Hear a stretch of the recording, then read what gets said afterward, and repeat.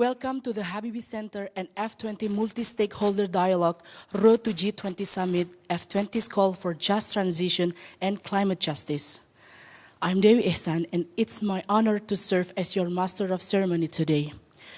On behalf of the organizing committee, I would like to extend our sincere gratitude to all distinguished guests, speakers, and participants for joining us. This forum is designed to broaden understanding of F20's recommendation to the G20 under the South African presidency, particularly on just energy transition and climate justice. It also serves as a space for inclusive multi-stakeholder dialogue, bringing together policymakers, academics, civil society, media, and experts to share insights, strengthen coordination, and explore collaborative solutions. This event is conducted in hybrid format, with 50 participants attending in person and more than 60 participants joining virtually from across Southeast Asia, Europe, Africa, and South Asia. Through this dialogue, we aim to highlight pathways for an energy transition, sustainable growth that protects community and future generations. Before we begin, I would like to share a few housekeeping rules to ensure our dialogue runs smoothly. Please keep your mobile phones and devices silent to avoid disruptions. We kindly ask everyone to remain in the room during sessions. Our designated break will be at 3:40, and please return by 3:50 so we can continue on schedule. This session is being recorded for documentation purposes and for colleagues joining remotely. Finally, please be courteous and respectful to one another to help us create an inclusive and constructive dialogue. In addition to these housekeeping rules, I would also like to share a few practical notes for your convenience. The F20 recommendation document is a key reference for today's discussion. You may find the hard copy on the table, and please return it back on the table after you read.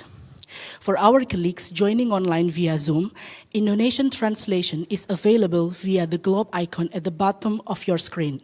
Please keep your Zoom on mute unless we give you the floor to speak. Presenters and slides will be shared after you complete the feedback form at the end of the event, so please stay until the closing to receive them. Thank you for your cooperation. Ladies and gentlemen, allow me to extend a warm welcome to our distinguished speakers and panelists who have graciously joined us today. The Honorable Dr. Ing Ilham Akbar Habibie MBA, Chairman of the Board of Trustees of the Habibie Center and Co-Chair F20 2025. Ms. Mariati Abdullah, Program Officer for Natural Resources and Climate Change, Ford Foundation. Dr. Julia Nofrita, Director of Program and Development of the Habibie Center. Ms. Raiza Cole, Chair of F20 and Climate Governance Lead, Democracy Works Foundation, joining online. Ms. Celine Struve, F20 Secretariat, joining online. Mr. Budi, Director of Civil Society, Ministry of Home Affairs of the Republic of Indonesia. Mr. Bobby Wahyu Hernawan, Director of Multilateral Cooperation and Sustainable Finance, Ministry of Finance of the Republic of Indonesia. We would also like to extend our sincere welcome to our distinguished panelists, moderators, and participants, both on-site and online. We are truly honored by your presence and delighted to have you join us for today's dialogue. Ladies and gentlemen, before we officially begin, allow me to share the flow of today's program. We will start with a series of opening remarks, followed by a keynote speech. Afterward, we will have a group photo session before moving into panel discussion 1 and 2, featuring insights from our distinguished speakers. And following a short break, panel discussion 3 will take place, leading to the wrap-up sessions and closing remark, which will conclude our dialogue this afternoon. To begin our event, let us rise for the Indonesian national anthem, Indonesia Raya. We kindly invite all participants present in the room to stand and join us in honoring the national anthem.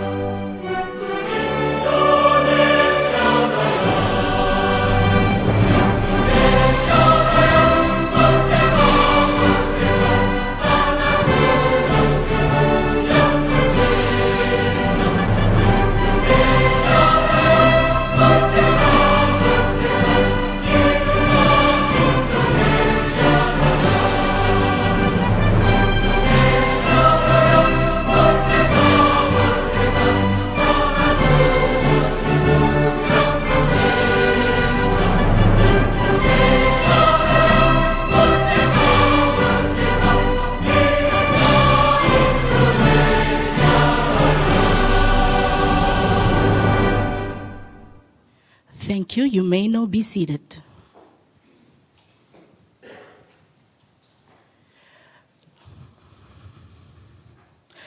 Ladies and gentlemen, let us proceed to the first agenda, the opening remarks. It is my pleasure to invite Dr. Ilham Akbar Habibie, MBA, Chairman of the Board of Trustees of the Habibie Center and Co-Chair F20 2025 to deliver his opening remarks. Dr. Ilham Habibie, the floor is yours.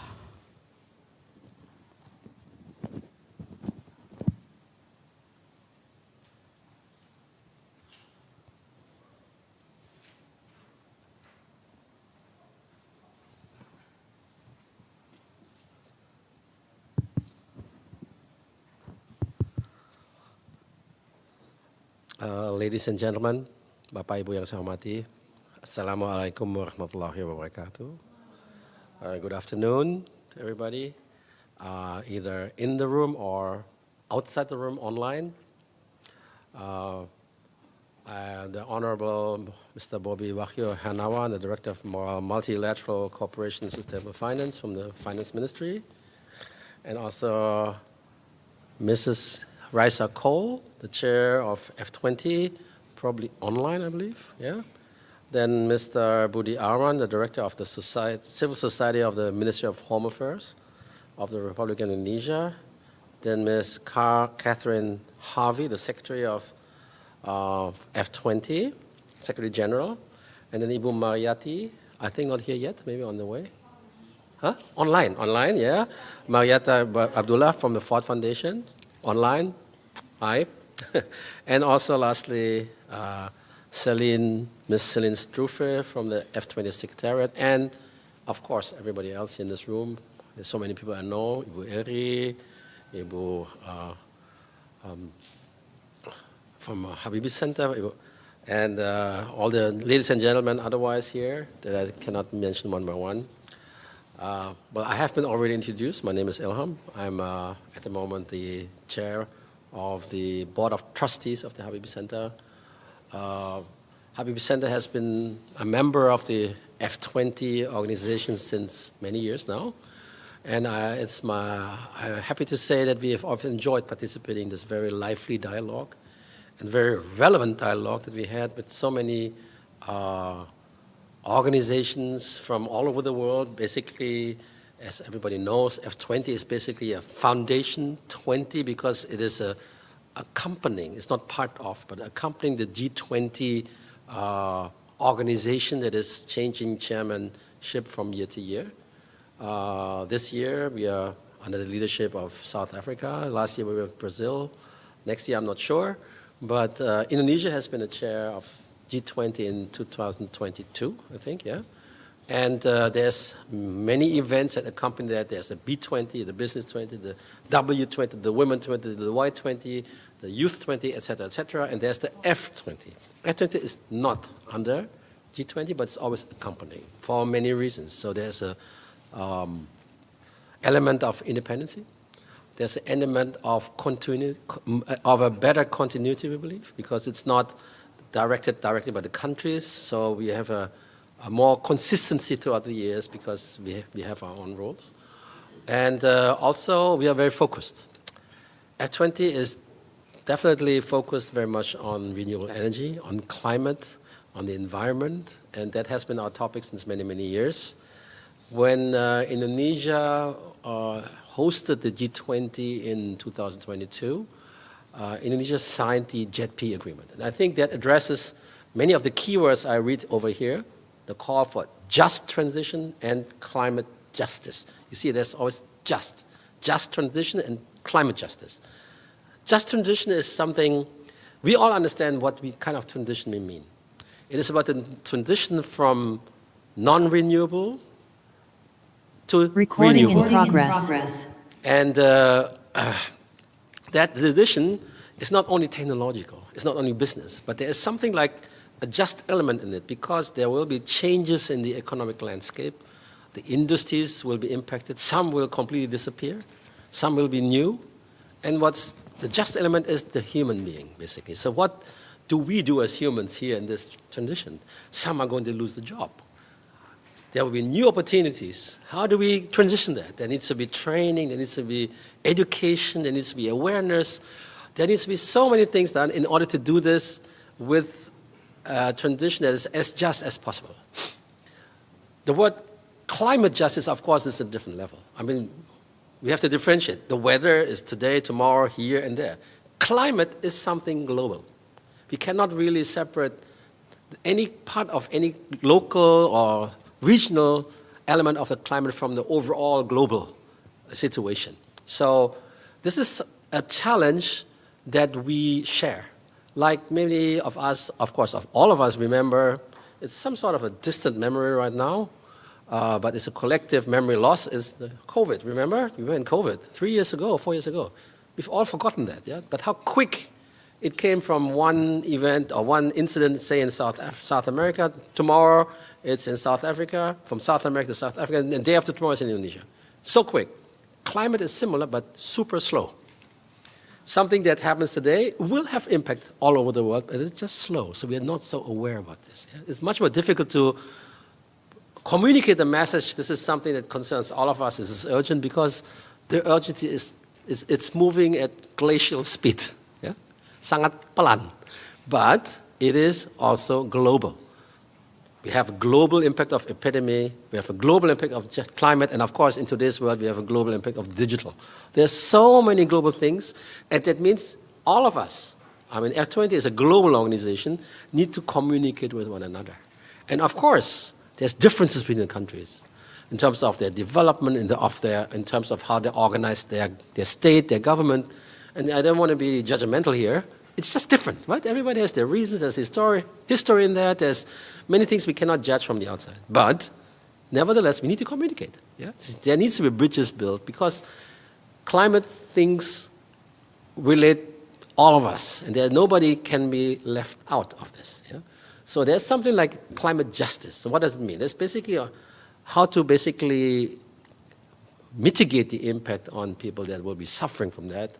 Let's say people that live in coastal areas, or people that live in countries which are, by definition, at sea level or even below. How to basically, the impact can come, say, from another country, because they have emitted much more carbon dioxide in the past, and they are, if you talk at absolute numbers, way bigger than this very little country. But they get the impact and the others don't. So how do you do this in terms of justice? This is what we want to talk about today. And not only today. We have talked about this already for many years. And we are going to continue to talk about this for many years because this problem is not going to be solved today, tomorrow, next year. It will need time. It will need a lot of time, a lot of discussion. It's not easy to find a common denominator, to find joint action, because there's other things at play that sometimes have competitive nature, like politics, like economics, like I don't know what. But still we need to agree in order to solve this problem, because otherwise we will have very severe, very grave consequences for our world, for our people, for our nature. So that's basically what we want to talk today. And I'm happy here to be part of this. And I think that everybody in this room has his or her own experience, attitude. You want to say things. Don't be shy about saying your opinion. This is an open forum. We are an open country. This is an open discussion. Any opinion matters. If there's different opinions, okay, it's fine, let's talk about it. And there's maybe reason for that. Only in the discussion that we will have, we can learn, and we can learn for the betterment of our future and our societies. And without differences, if everybody says yes from the beginning, then usually it doesn't develop very much. You have to have this discourse. And that's what I would like to encourage everybody, but yet we have to find common action. It's not only about talking, so it's not called for talking or writing a paper, but it's called for action as well. Okay, I think I already talked too much because I have a 10-minute limit. So I say thank you very much to everybody again in this room. I hope you have a good session or sessions to come. And I hope that anything that will be the outcome of today will be another milestone to achieve our target, to have a just transition and climate justice in our world. Thank you very much, ladies and gentlemen, and have a nice day. Thank you.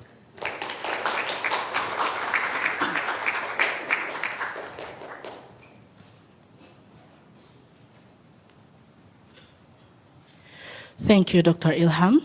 Next, we will hear from Ms. Raisa Cole, Chair of F20 and Climate Governance Leads Democracy Works Foundation, joining online, who will share the South African G20 presidency's position on climate and energy transitions. Ms. Raisa, the floor is yours.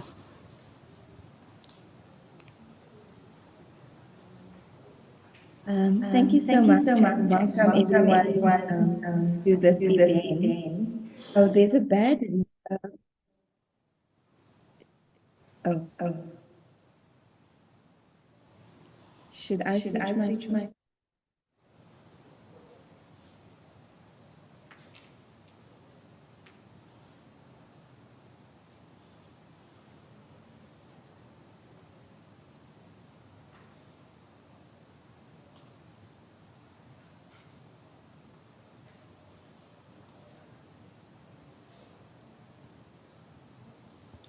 Ms. Raisa, we cannot hear you.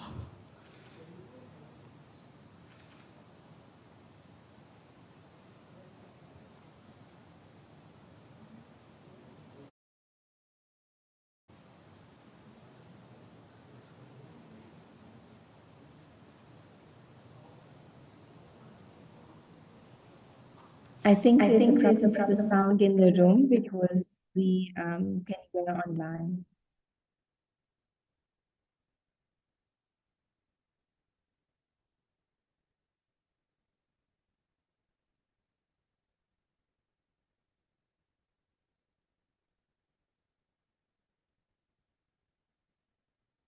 Can I go ahead?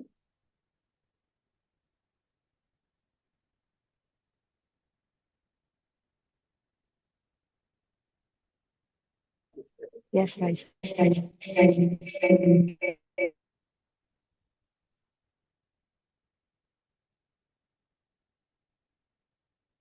Okay, just let me know if I'm audible. So the South Africa G20 presidency, both in the Sherpa and the finance stack, have shown a meaningful commitment to climate and sustainability issues. We have both been mainstreamed across working group objectives and focus areas, as well as dedicated specific working groups. So, for example, the G20 Sherpa track has a working group on environment and climate sustainability, one on energy transitions, one on development, focuses very strongly on climate and sustainable development issues, and then one on risk reduction. Similarly, the official engagement groups have also recognized climate and sustainability action as a key focus area. For example, the W20 has the Climate Justice and Environment Working Group, B20 has the Energy Mix and Just Transitions Working Group, Y20 has Climate Change and Environmental Sustainability Working Group, and T20 has the Accelerating Climate Action and the Just Energy Transition Working Group. So both a kind of mainstreamed approach to climate action across working groups and across engagement groups, but also a very clear kind of focus in specific engagement groups. And July was a particularly busy month with the G20 working groups and engagement groups deliberations, placing a strong emphasis on integrating climate and sustainability issues, as well as kind of merging that or intersecting that with social protection and kind of social safeguards. And so in kind of late July, we had the G20 finance ministers and central bank governors meeting in Durban. And there were 3 or 4 kind of very important outcomes of that meeting. The one was kind of a commitment to implement the capital adequacy framework and to really unlock over $300 billion in new lending capacity from multilateral development banks for climate and development projects. In terms of debt relief, there was an agreement to strengthen the common framework for the G20 common framework for debt, restructuring and support vulnerable nations through the IMF's Resilience and Sustainability Trust.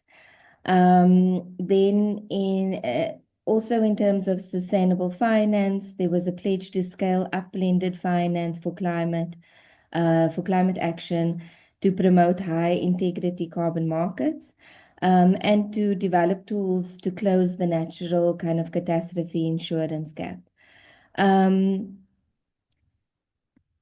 There also was a call to finalize quota reforms to reflect emerging economies and creating a new IMF executive board seat for sub-Saharan Africa. So there was, a lot of kind of climate focus, but also issues that touched on or impact on kind of the climate finance value chain within the Finance Track's recent communique that they published in July.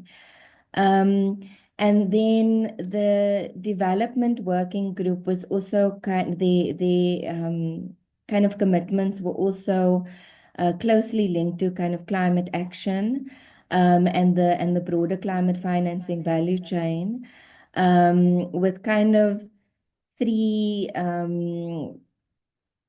quite meaningful commitments that were made under that. And so the first was a commitment to implement social protection floors and extend coverage to informal and migrant workers, and to critically build climate resilience and shock response systems. And these kind of universal social protections obviously translate into kind of the provision of climate services, but are also very important, obviously, for building climate resilience at a more intersectional level. And then they also published principles to combat illicit financial flows. It was the adoption of 10 voluntary principles to enhance transparency and asset recovery, really aiming to preserve domestic resources for development. And while this obviously isn't directly linked to kind of climate issues, it has very real implications on countries in Africa's ability to kind of adapt to climate impacts and to be able to invest in that space. And then there was the proposal of establishing a new commission called the Ubuntu Commission, which for those who don't know means kind of I am because you are. It's a kind of African philosophy that is centered around kind of community action. And this Ubuntu Commission was established to kind of further investigate different models for financing of a kind of global public goods approach. Then another kind of big contribution that was made in July was the publication of Think 20's Working Group on Accelerating Climate Action and the Just Energy Transition. And this is quite important because, the South African G20 presidency, like many before them, have placed a significant kind of importance on the Think 20 recommendations to inform their kind of policy positioning. And so there were 4 kind of key recommendations under these, under the Accelerating Climate Action Working Group. And that was to create a framework for equitable value sharing and high environmental social standards in the mineral supply chain. And then to champion comprehensive just transition taxonomies and significantly increase adaptation finance. The 4th one was to integrate nature-based solutions and the bioeconomy principles across all G20 agendas on finance, food, and energy. And then overall, the July meetings really positioned the G20 as a key driver of financial reforms and policy frameworks kind of aimed at aligning global economies' stability with climate action and social equity. And this has kind of really set the stage for kind of G20, COP30 bridges. And F20 is going to be kind of exploring that over the next few months. Thank you. I hope I didn't go over my time. Ms. Raisa Cole. Now we continue with Ms. Celine Struve from the F20 Secretariat, who will present F20's 2025 recommendation to the G20. Ms. Celine, the floor is yours.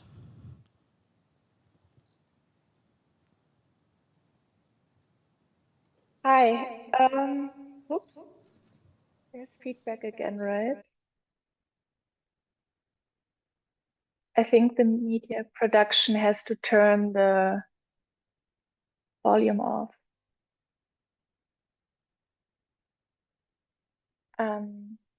Okay, now I can only hear myself. I hope you can hear me. I will have to leave soon, so maybe I will have to hand over to Katrin, but she is already aware. So I don't know if you want to share my screen, because I will need to leave soon, my presentation. Otherwise, I can start and then I will leave and you can take over. Can you see my presentation now? Because I can only see myself.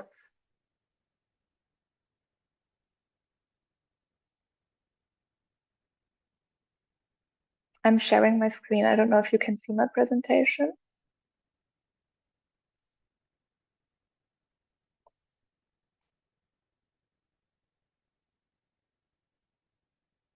Sorry, I cannot see the chat. I cannot see you. I don't know if you can see my presentation, if anybody can tell me.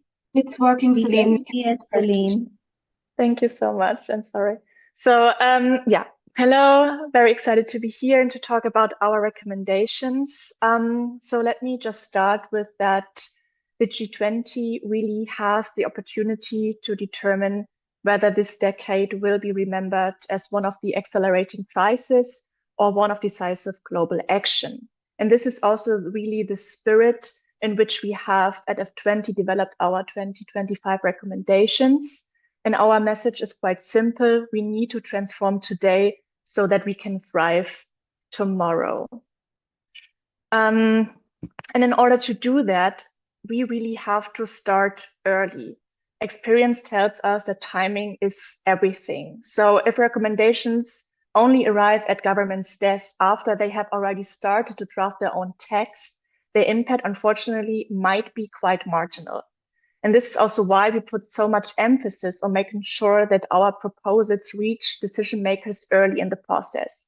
Because shaping the agenda before positions have already hardened is how advocacy can become real influence. So this year we have already published our recommendations in early February. And I also want to stress that this urgency is not just strategic, because every month, every year of delay increases the cost of climate action. It also erodes public trust and narrows the path to a just and sustainable transition. So for our recommendations, we follow the principle that after the recommendations is also before the recommendations. This means we gather insights year-round from our F20 members, of course, and also our partners. So this can be think tanks, diplomats, credit rating agencies, ministries, other policymakers, and also, of course, G20 engagement groups, like the ones that Ilham and Raisa has already touched upon. We also listen to experts, such as our very own Sustainable Finance Working Group, and also policy specialists. We also connect to and participate in international processes, whether it's the UN climate negotiations or different climate weeks. And we work through external sources like studies, reports, and policy papers. So we hope that also today's session can provide us with very valuable input already for our next recommendations for the next year. Then Once we have all this input, once we have our foundation, we also invite our members for further input and contributions, what they already have, maybe their own reports, what they want to see in the recommendations. Then in our internal workshop, which is usually around December, we kind of distill everything into 7 priority areas, which we find a manageable and actionable framework. From there, the actual drafting begins. So we start with a 0 draft that has about 3 to 4 action points for each recommendation. And this is then reviewed internally, circulated back to our steering group and also other relevant think tanks, specialists, experts. This is then revised again with their feedback, reviewed and proofread, and finally submitted for a last veto to our steering group. And you can see that by this, we try to follow an inclusive process designed to ensure that our recommendations are not just another report, but a collective voice from our network with credibility and also weight.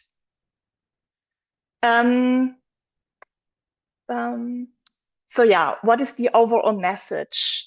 We really have this call to action towards the head of state for the G20. They must lead bold, inclusive, justice-focused climate action to deliver the 2030 agenda and also the Paris Agreement. But we also need to strengthen multilateralism. So our recommendations call on the G20 to not only act within their own economies and societies, but also to reinforce cooperation across borders, across sectors, across different levels of governance, and also between the global north and the global south. Then another distinctive feature of the G20 really is the role of philanthropy.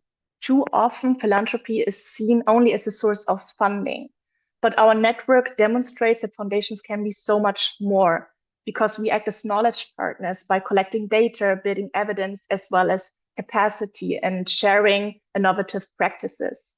We also act as connectors, bringing together governments with the civil society, the private sector, other sectors. And we act as catalysts, taking risks that larger institutions might avoid in order to demonstrate what is possible. So in short, philanthropy contributes not only resources, but really ideas, trust, and creativity, all of which are so important in moving the needle on climate and development. And also, so this is also something we want to show with our recommendations, what philanthropy can do, how we can act as a partner. And then lastly, I wanted to walk you briefly through our 7 priority areas that we have identified, but I really need to leave, so I might stop here and hand over to Katrin for the very last point. And I already want to say thank you so much for having me. I'm so sorry, I need to leave, but I will join later again. Okay, bye. Ladies and gentlemen, to continue, for the keynote speech, we are honored to welcome Not Mr. here. Okay. Yeah. Yes. Ladies and gentlemen, to continue, for the keynote speech, we are honored to welcome Mr. Bobby Wahyu Hernawan, Director of Multilateral Cooperation and Sustainable Finance, Directorate General of Budget Financing and Risk Management of the Ministry of Finance of the Republic of Indonesia, who will speak on the resource mobilization strategy for sustainable development and climate finance. Mr. Bobby, the floor is yours.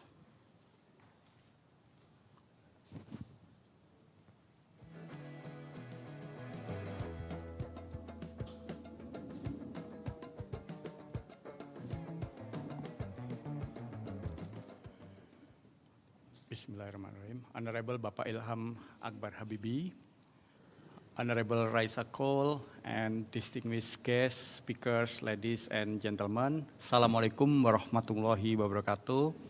Salam, Om Swastiastu, Namo Buddhaya, Salam Kebajikan, Rahayu. Okay. Good afternoon to all of you. So it is an honor today to speak on a topic that is not only timely, but also fundamental to our shared future. We are here not simply to exchange ideas, but to chart a course that will shape the trajectory of our societies and our planet.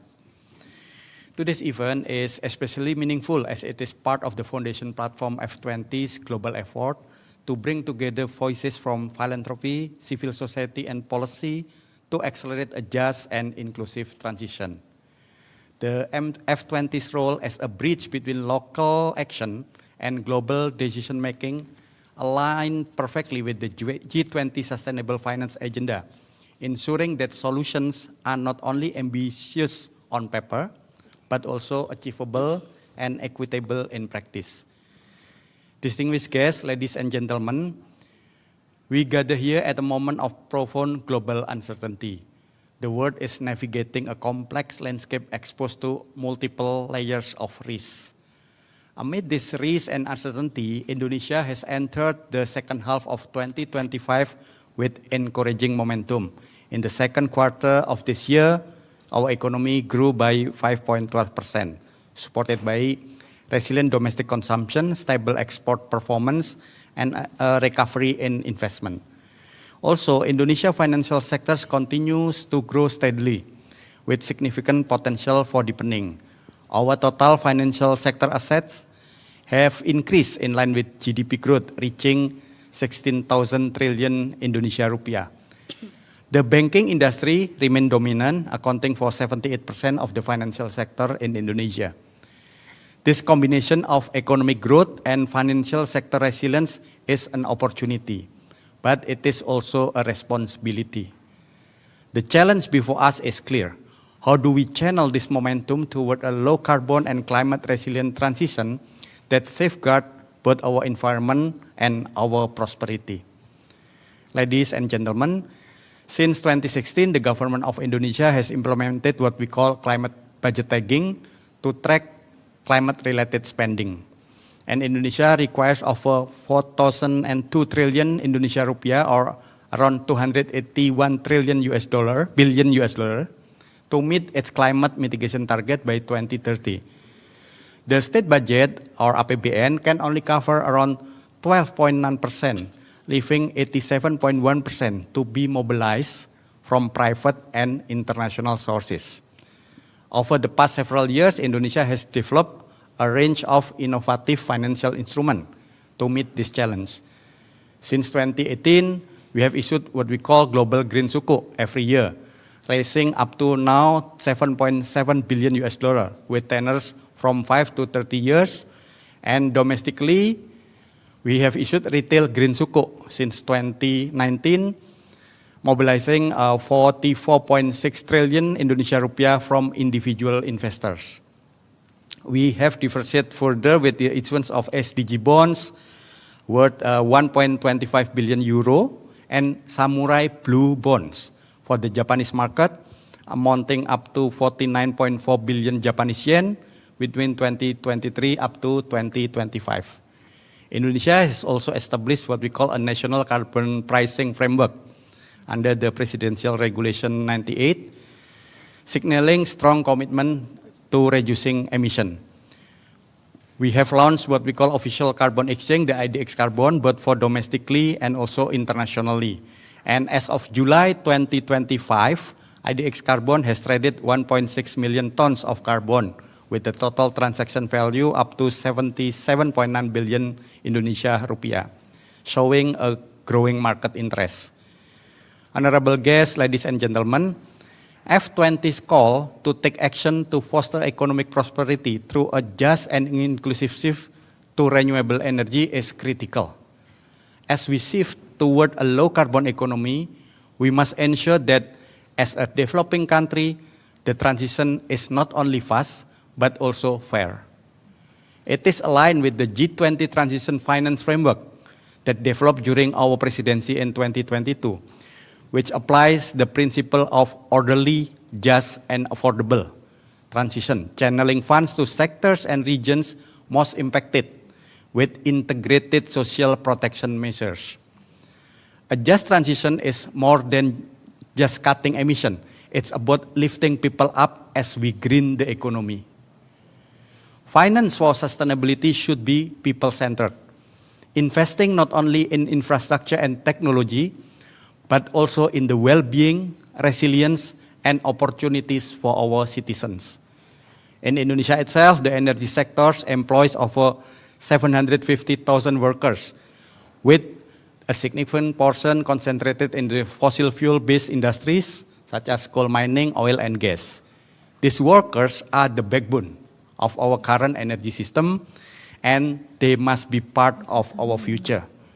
But here lies our opportunity.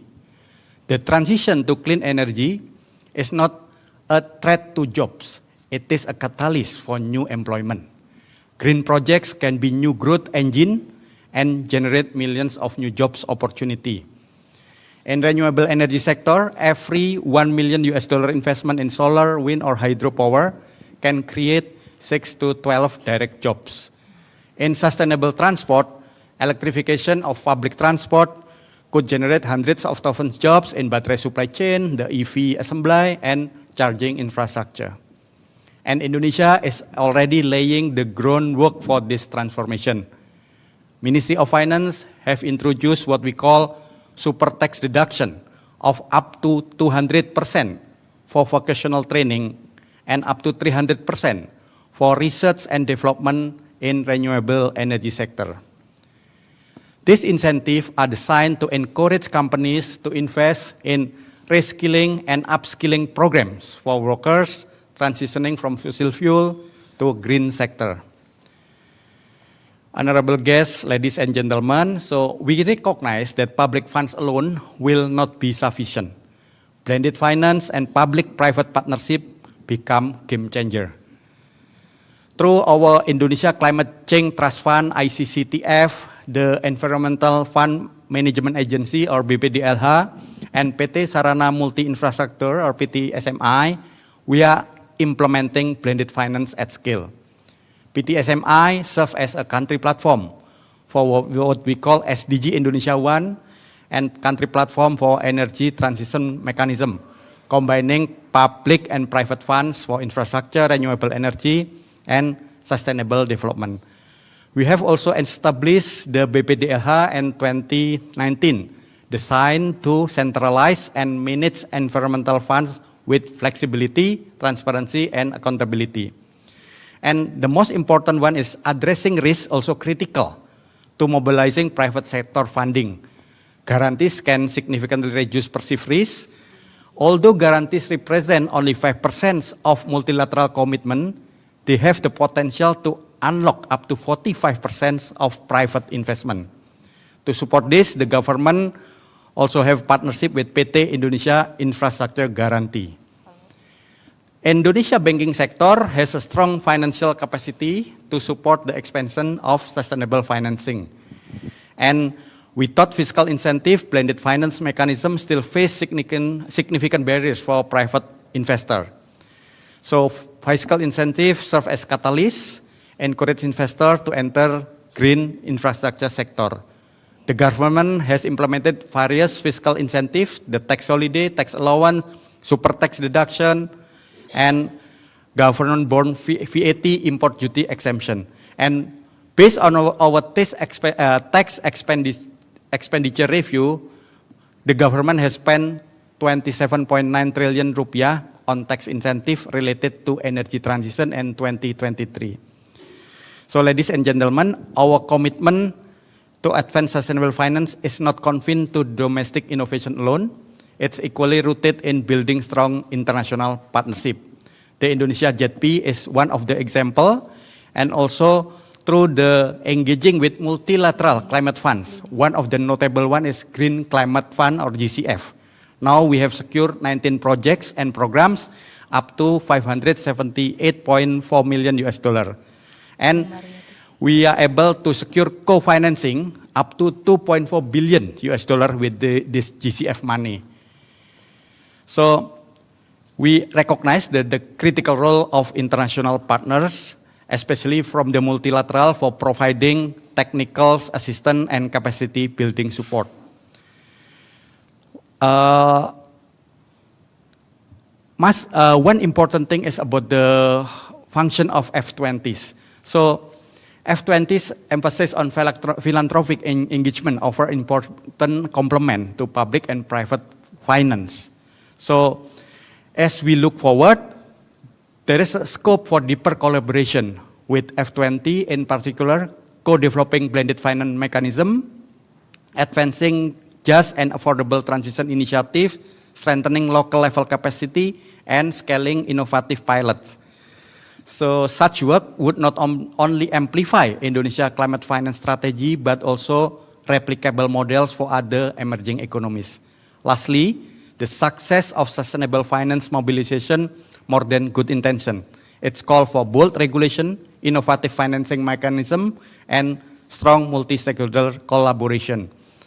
As highlighted in the F20's 25 recommendation, this is not just a technical challenge, but a shared global mission.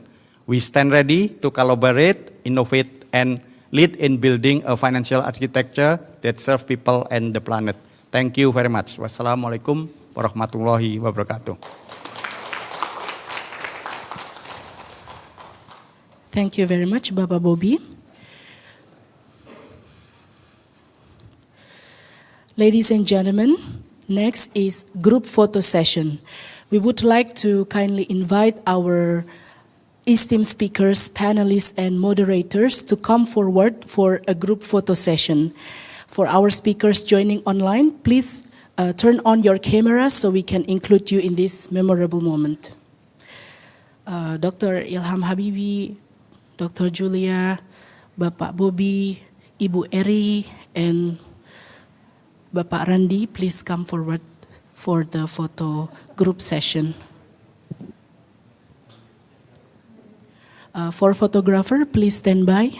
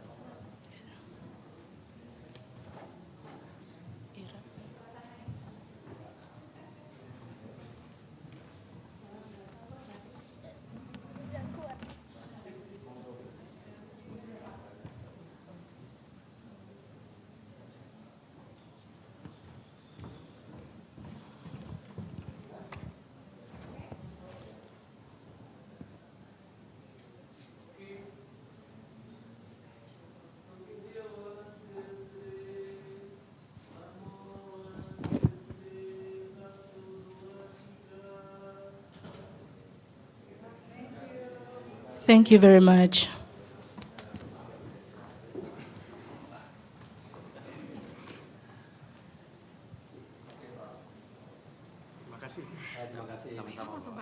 Thank you so much. Siap.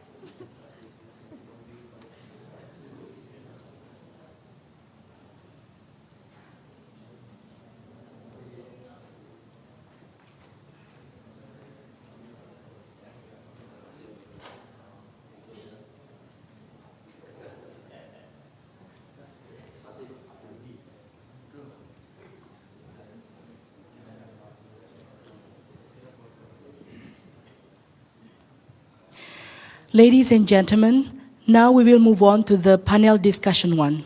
To lead and moderate the first session, please welcome Dr. Julia Novrita, Director of Program and Development, the Habibie Center. Dr. Julia, the floor is yours.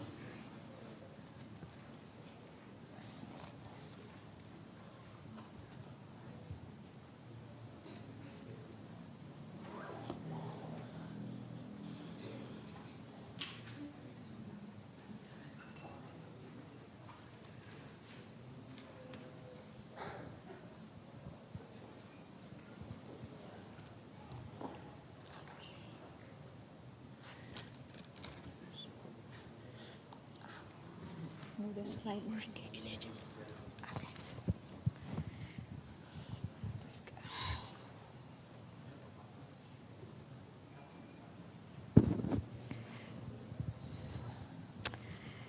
Good afternoon, evening, and perhaps also morning to all of you in different part of the world. So to start, I would also like to welcome everyone, offline and online, to this very important session where we will explore the critical intersection of renewable energy, economic prosperity, and social equity, particularly to discuss how we can amplify the first and second F20 recommendations, which is the first one, take action to foster economic prosperity through a just and inclusive shift to renewable energy. And the second one, implement measures to catalyze sustainable industrial decarbonization. So the F20 has highlighted the need for immediate and decisive action, particularly in emerging economies like Indonesia, where expanding renewable energy is not just an environmental imperative, but also a unique opportunity to address long-standing structural, social, and economic challenges, as highlighted as well by the previous speakers. So today, we have the privilege of hearing from two esteemed panelists who will share their insights on the two recommendations and elaborate on how we can collectively take action. So without further ado, I would like to invite our first panelist to share their perspective. Mr. Randi Rahmadin, the Program Director of Firia ENB. Mr. Randi, please come on stage. So Mr. Randi, he has spent more than 16 years working in various roles, both in the private sector and development space. Prior to joining Firia ENB, Mr. Randi served as the Senior Asia Regional Investment Manager at the Partnering for Green Growth and the Global Goals initiative, when he was responsible for leading the origination and oversight of climate technology ventures-led projects in Indonesia, Vietnam, and Bangladesh. And join us online, Dr. Divya Sharma, Executive Director, India at Climate Group, and head of the board of directors and member, executive management team at Climate Group. So in India, she's leading a team of highly motivated professionals across industry, transport, energy, and food system. She brings over 25 years of experience as an international climate expert, trainer, executive leader, program manager, and client advisor. And she specializes in climate resilience, sustainable urban development planning, and energy transitions. Okay, thank you, Parandi, and also Dr. Divya.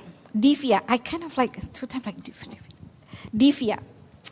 Okay, so I'm going to start with Parandi first, with Mr. Randi. We would like to learn a little bit about Firia ENB, of course. Would you briefly describe the works and values of Firia ENB, which strongly align with the first recommendation on take action to foster economic prosperity through a just and inclusive shift to renewable energy? Yeah. Thank you, Mbak Julia. Good afternoon, Bapak Ibu sekalian. It's a pleasure for me to be here. Meeting with new people and also speaking at this event. My name is Randi Rahmadi. I'm Program Director at Firia ENB. Firia ENB in Indonesia, it's called kepanjangannya adalah Visi Indonesia Raya Emisi Nol Bersih. In English, a little bit hard to translate, but loosely translated as the Great Indonesia Vision for net zero emission. Firia ENB is the first ever Indonesian-led climate foundation. We were established 3 years ago, we just turned 3 a week ago. And we were set up with the vision of helping Indonesia reach net zero emission by mid-century. That is supported or underpinned by an economy that is both regenerative and also equitable. So from the onset, we recognize that achieving climate objective alone, it cannot be separated with the economic reality, and especially for developing country like Indonesia, and that's why climate objectives and economic objective, development objective they need to go in the same direction. And in our vision, we said, equitable economy. So we use that word very intentionally. Earlier, we used just transition, but just means the definition of just is very wide. And for us, we decided to choose the economics part of just transition, and that's why we use equitable in our vision, and that dictates in terms of how we're developing our program, and also how we choose with our partners. We look the equitable part mostly through an economic lens. Usually when people talk about equity, they directly go into the gap between the top 1% and the least fortunate, and for good reasons. But there's unintended consequences that sometimes we forget people in the middle. And this middle class are often stuck in the middle. They can't go up. There's a tendency that actually they go down. And they play a very critical role in our economy. They're the backbone of our economy, especially in Indonesia. And in energy in transition, their role is also very important, because ultimately they will be the ones who are leading the adoption of the technologies. Like, we want solar rooftop panels to be as affordable as possible, so that the middle class can invest in them and also enjoy the benefits. We want the technologies like electric vehicles to be as affordable, so the middle class can drive that transition. So that's a little bit of information about VDA and B, but overall we work in sectors that's related to energy transition. So in sectors like electricity, power, industry, transportation, and also buildings. So I'll stop there as an introduction. Yeah, before I move to Dr. Divya, I'll just ask another questions. I mean, we know that our Indonesian economy really depend on extractive industries. And as you mentioned, actually like renewable energy development kind of can address the injustice, particularly structural, social, and economic challenges. You touched on that a little bit, and maybe you can elaborate more in what ways the renewable energy, this transition can address those challenges. Yeah, certainly. So, we view energy transition, advancing energy transition as a unique opportunity for Indonesia, as a catalyst for broader economic transformation, and the window of opportunity may not be that long. And so when we talk about transition, we're moving from X to Y. So let's talk about the before the from, the existing condition. As you said earlier, our economy is very much dependent on natural resources extraction, to be more specific, and that has been the case for a very long time. In the 90s, we had timber, rubber, and then we moved on to palm oil, and then to coal, and now nickel. and they produce a lot of economic outputs. If we take one sector, for example, mining and quarrying, because we're talking about energy at the moment.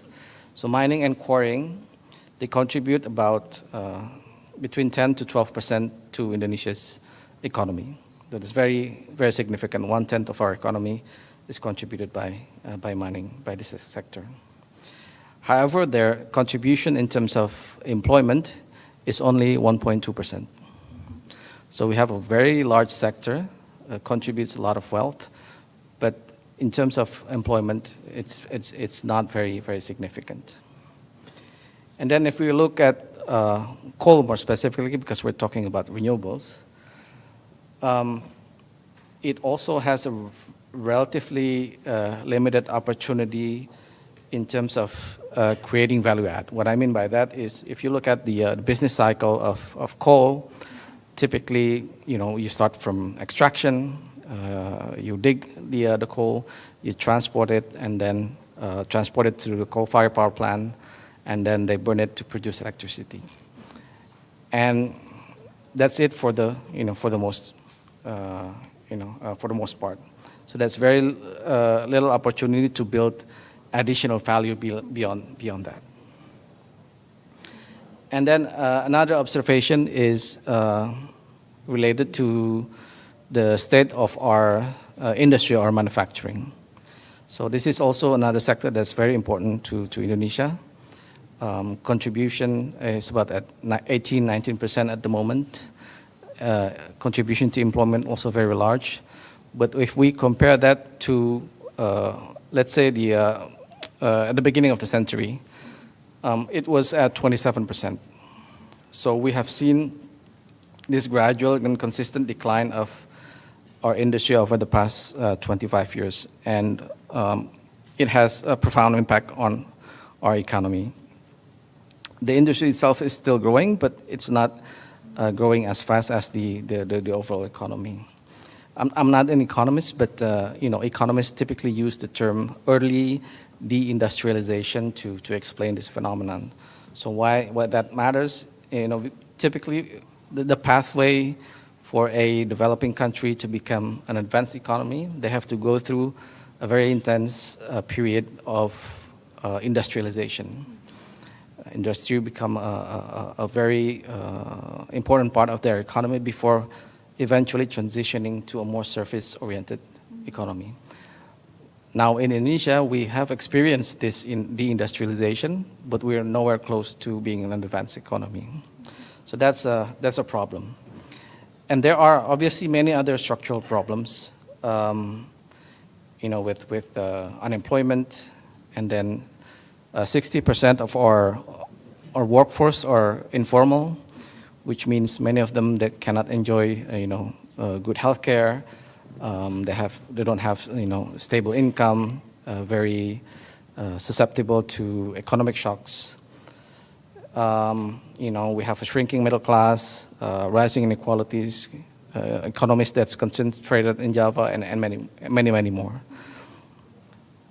And all of these are happening while we're at the peak. What's said to be like the demographic bonus, right? Well, many of our a big chunk of our people are in the very productive age. Now let's talk about the energy transition. So how it has a really big potential to be a catalyst to address these structural problems that I mentioned earlier. So when we talk about energy transition, we talk about transformation across the sectors: power, industry, transport, and buildings. And if we take just an example in the power sector, and more specifically, solar PV, solar technology, we can stack up layers upon layers of social and economic benefits that comes from advancing this technology. At the very basic level, can I get 1 more minute or 2 more minutes? If we compare coal to renewables, coal typically has this very massive plant, gigawatts, hundreds of megawatts, but renewables, their characteristic is usually smaller projects. Yeah.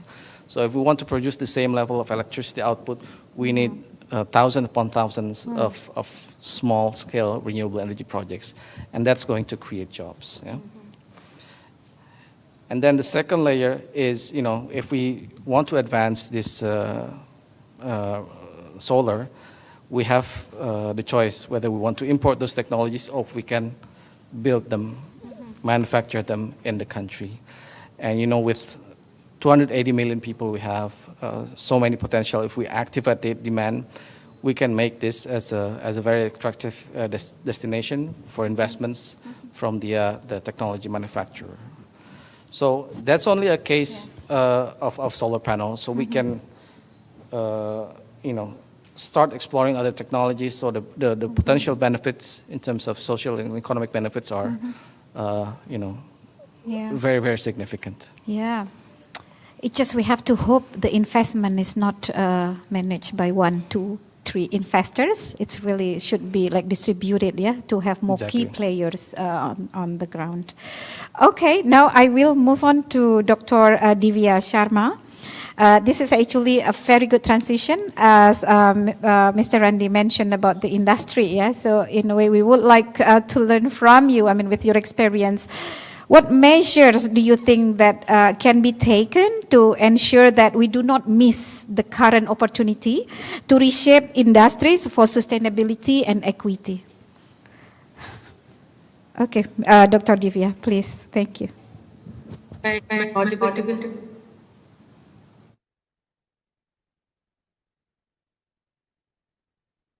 I hope I am. So I'll begin. Good day, everyone, distinguished colleagues, fellow panelists, and esteemed participants. It's really a privilege to be part of this vital dialogue for practical action on industrial decarbonization on the road towards G20 summit. And thank you for having me here. Now, we've often heard that climate trade-offs are inevitable for countries pursuing economic prosperity. And this voice is quite strong when countries actually are preparing their industrial policy. But in reality, it is possible to balance growth and emissions. Globally, industry accounts for nearly 30% of greenhouse gas emissions, with steel, cement, and chemicals being the most carbon intensive. And these sectors are fundamental to infrastructure, housing, and mobility. They are key to development, yet they are amongst the hardest to abate. Now, let's take the example of previous G20 presidencies, who are also, by the way, emerging markets and developing economies: India, Indonesia, Brazil, and South Africa. Industry is central to their economic growth. For example, India's industrial growth contributes over 25% to national gross value added and employs millions of people. But it also consumes over 30% of national energy and is a major emission source. And this is no secret that these countries are highly vulnerable to climate impacts. Without major shifts in how their industries operate, their economies risk locking in high emissions for decades together. And this will only amplify their vulnerability to climate change. Industrial emissions will rise as developing economies continue to grow. If we continue on this trajectory, that is business as usual. IPCC, UNFCCC have repeatedly said that without deep decarbonization, we will not achieve the goals of the Paris Agreement or limit warming to 1.5 degrees centigrade. The F20 2025 recommendations help us address this issue by urging G20 leaders to adopt a justice-focused framework for industrial decarbonization. And they urge us to look at industrial decarbonization from a new lens, that of a strategic advantage. Unlike legacy systems in developed economies, developing economies have the opportunity to leapfrog to clean technologies and a low-emission industrial system. The resulting strategic advantage can guide low-carbon pathways through which developing countries will be able to deliver inclusive prosperity, energy security, and climate resilience. These opportunities will leave long-lasting impact. And I have a couple of those benefits to elaborate today. One of which will be global competitiveness, as markets and regulations increasingly favor low carbon products and services. EMEDs that invest in green industry will be better positioned to access climate aligned supply chains. The second benefit will be innovation gains through the adoption of clean technologies and circular systems. The third benefit will be resilience against fossil fuel price shocks, supporting stable growth and energy security. The other benefit will be job creation and also improved air quality, water quality, and public health through reduced industrial pollution. But it is also, so this positive notes, because it's heartening to see that the change is already taking place. So emerging economies that have taken forward several proactive steps. I would like to mention India's National Green Hydrogen Mission, Indonesia's Net Zero Emissions 2050 Roadmap for the industrial sector, Brazil's Nova Industria Brasil strategy, and South Africa's Climate Change Act. They are all good examples of developing economies acting to achieve a low carbon future for themselves and for the world. As it is not just countries that are taking action, I would like to draw upon your attention to growing demand from businesses for low carbon products and services. So at Climate Group, we are seeing momentum building through our work with some of the world's biggest businesses in our corporate commitment initiatives. So we have a Steel Zero, our flagship initiative on steel decarbonization. And I would like to bring into your notice that 45 members, including the likes of Merckx, Iberdrola, Ørsted, represent approximately 10 million tons of steel procurement annually. And their commitment is to source 100% net zero steel by the year 2050. What is also encouraging is the potential demand. In a global survey we conducted with 259 companies across 42 countries on market demand for low emission steel, we saw that nearly half of the respondents were willing to pay a premium to procure such steel. This indicates industry is ready to shift to low carbon pathways. Similarly, our campaign on Concrete Zero features commitments from 36 members globally, including companies such as Lendlease, Mace, and Ramboll, to source 100% net zero concrete by 2050. Now, these initiatives and other initiatives such as the RE100 initiative on renewable electricity, the EV100 initiatives on procurement of electric vehicles, and EP100 initiative on energy efficiency by industries, they are building demand-side markets, and thus they are influencing the entire value chain for hard-to-abate sectors. Now, I'm again coming to the F20 recommendations. They propose proactive policy making to incentivize emission reduction and technology adoption, establishing carbon pricing systems, and developing interoperable emissions standards and building robust infrastructure. These are crucial for a low emission industrial system.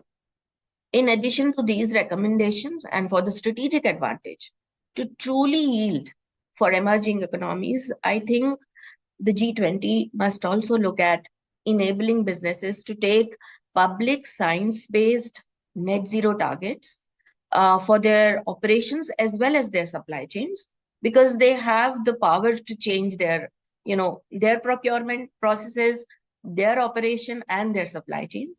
And these should be backed by regular disclosures also, participation in demand-side initiatives such as these.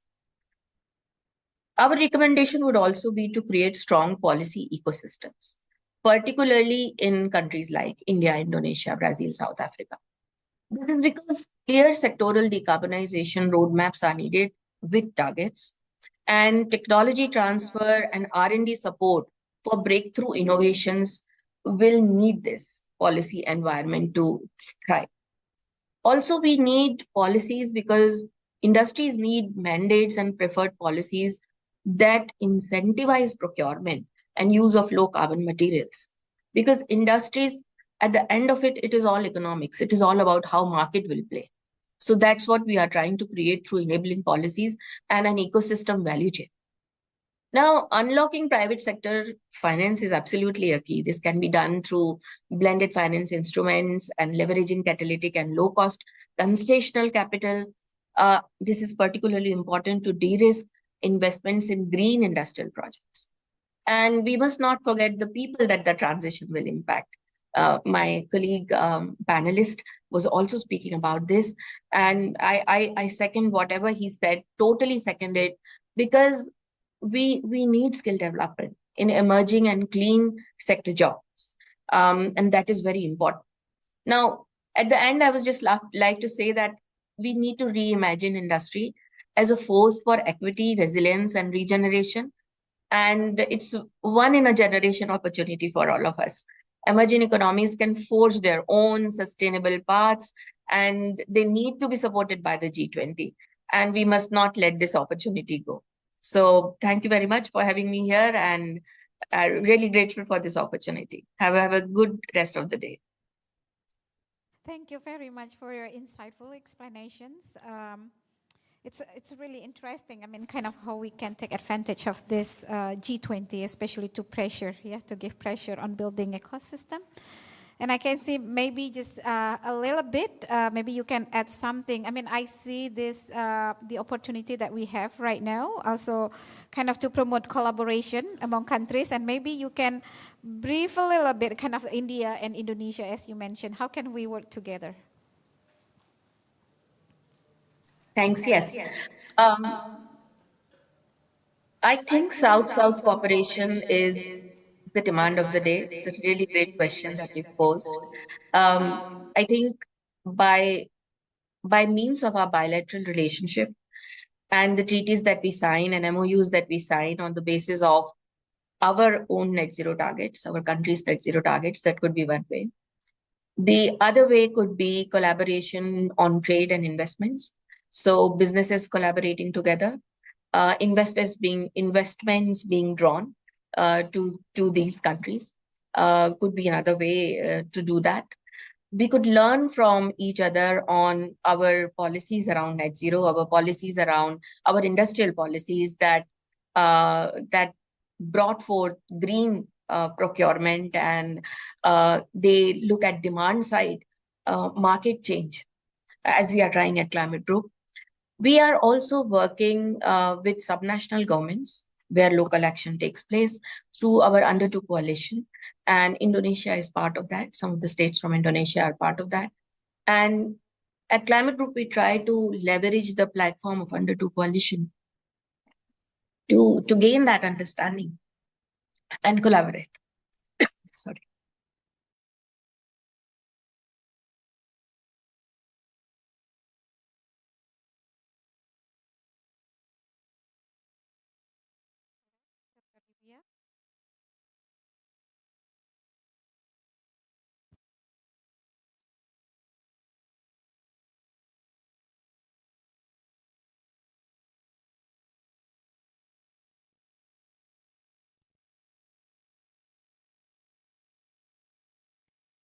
Okay.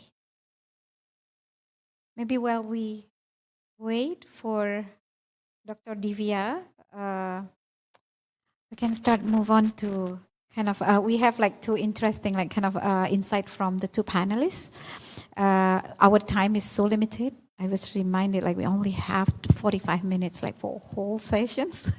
So I want to open actually a question and answer from the participants here, and Dr. Divya can join us again. I mean, in responding to some questions from the participants. So I will open the opportunity for those here with us offline. Anyone have the questions to ask to our panelists?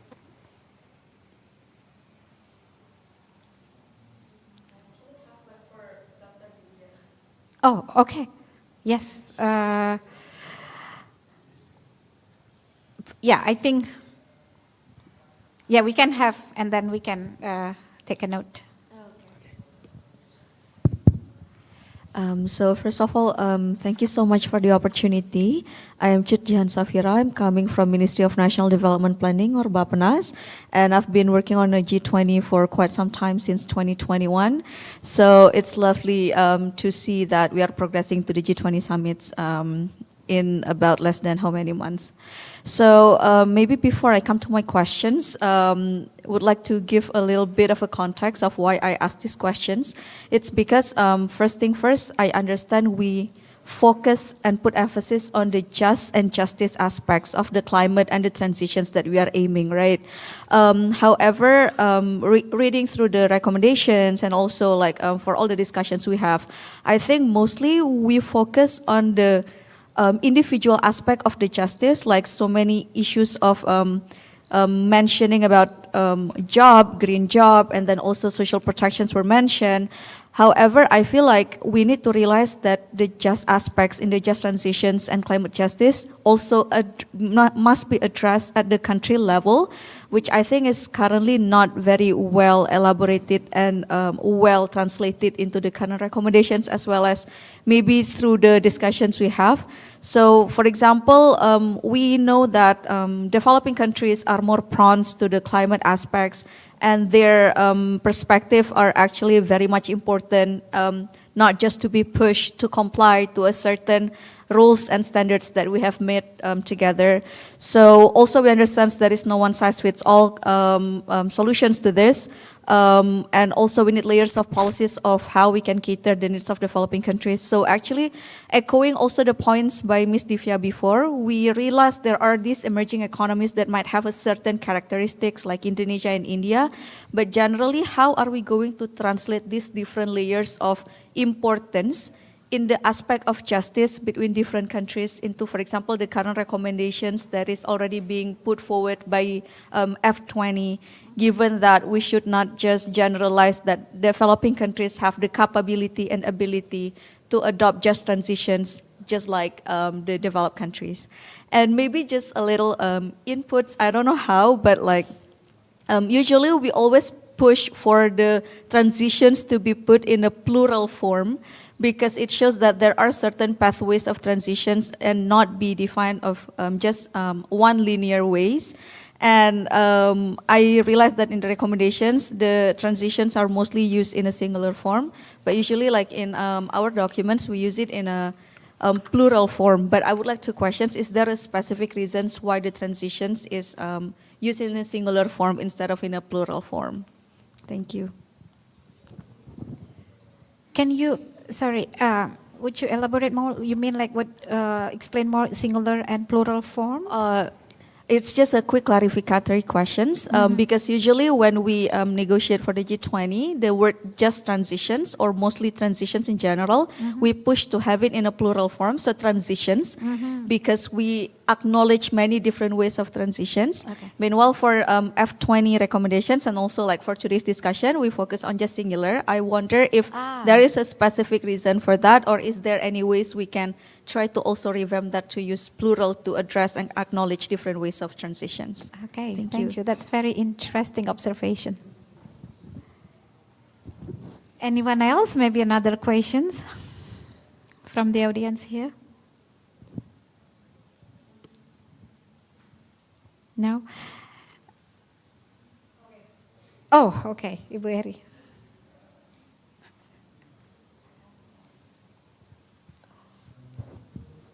So, thank you very much for the opportunity. So, because let us use this forum as a dialogue.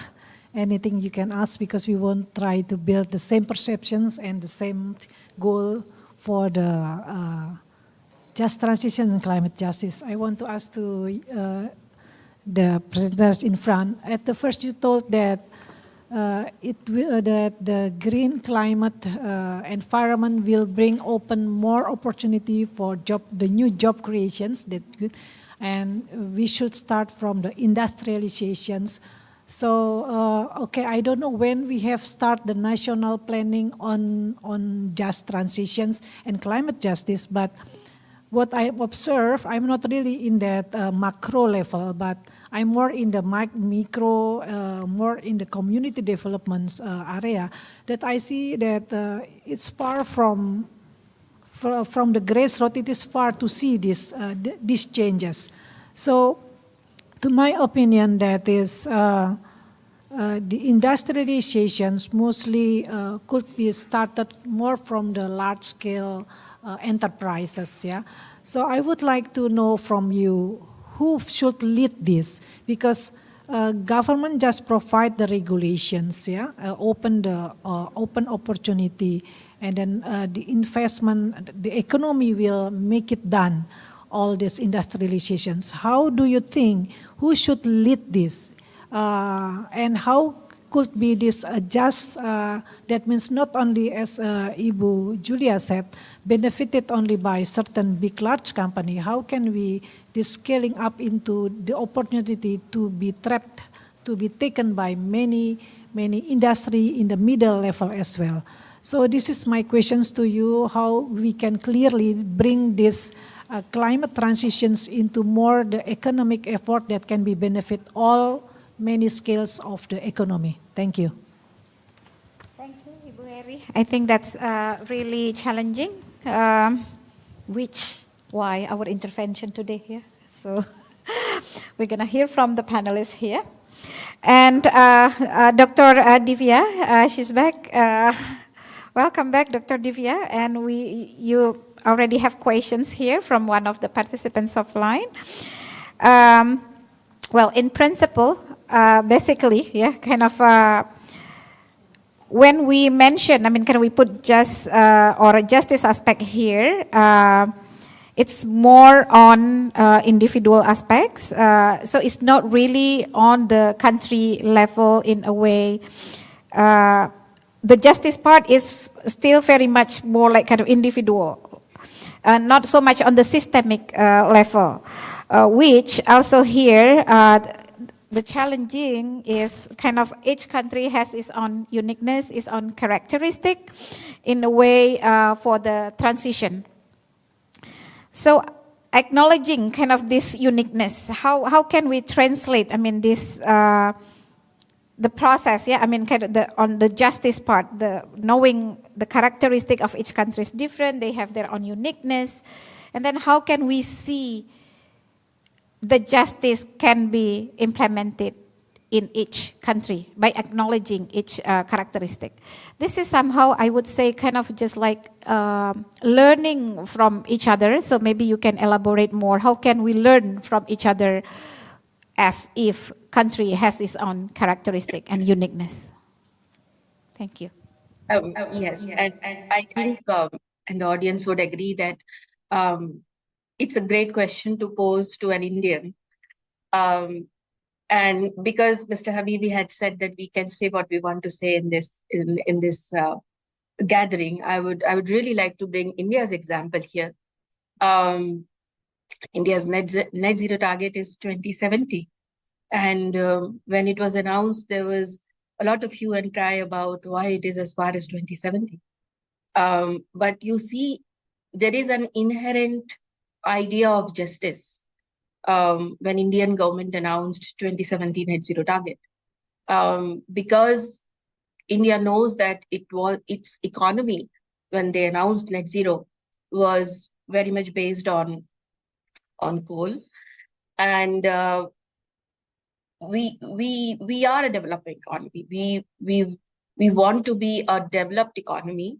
We have a Viksit Bharat target, as we call it, by 2047. That is the 100th year of India's independence. Yet our net zero target is 2070, because we know that by all practical means of transitioning, India will need that time to be net zero. But we also have a very clear pathway to how we will go there. And there are some transition, what we call it as interim targets, which are as close as 2030 and 2045 and 2050, which are making sure that we deploy renewables as quickly as possible. So our target of 500 gigawatt of renewable electricity in the main grid by 2030 is a huge target, right? It is more than the targets of several smallish countries taken together. And this is the reason why our low carbon pathways flagship scheme, our 2017 net zero target, takes all people along with it. When India was presiding over G20, our motto and mission that India had put forth for G20 at that time was around 5 principles. And these principles were coming from our traditional knowledge around Vasudev Kutumbakam, which means that the entire world is a family and we will all grow together. So these are some of the principles that are set out at a country like India. And I think there is great opportunity to learn from Asia in general, Indonesia included, because most of our principles are based out of that traditional nature-based knowledge that has thrived us as societies, cultures for ages now.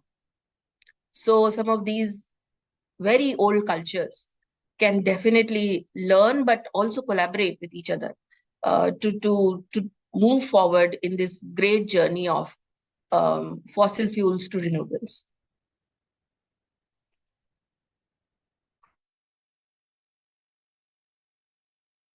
Observations on just energy transitions with plural form or transition with singular form.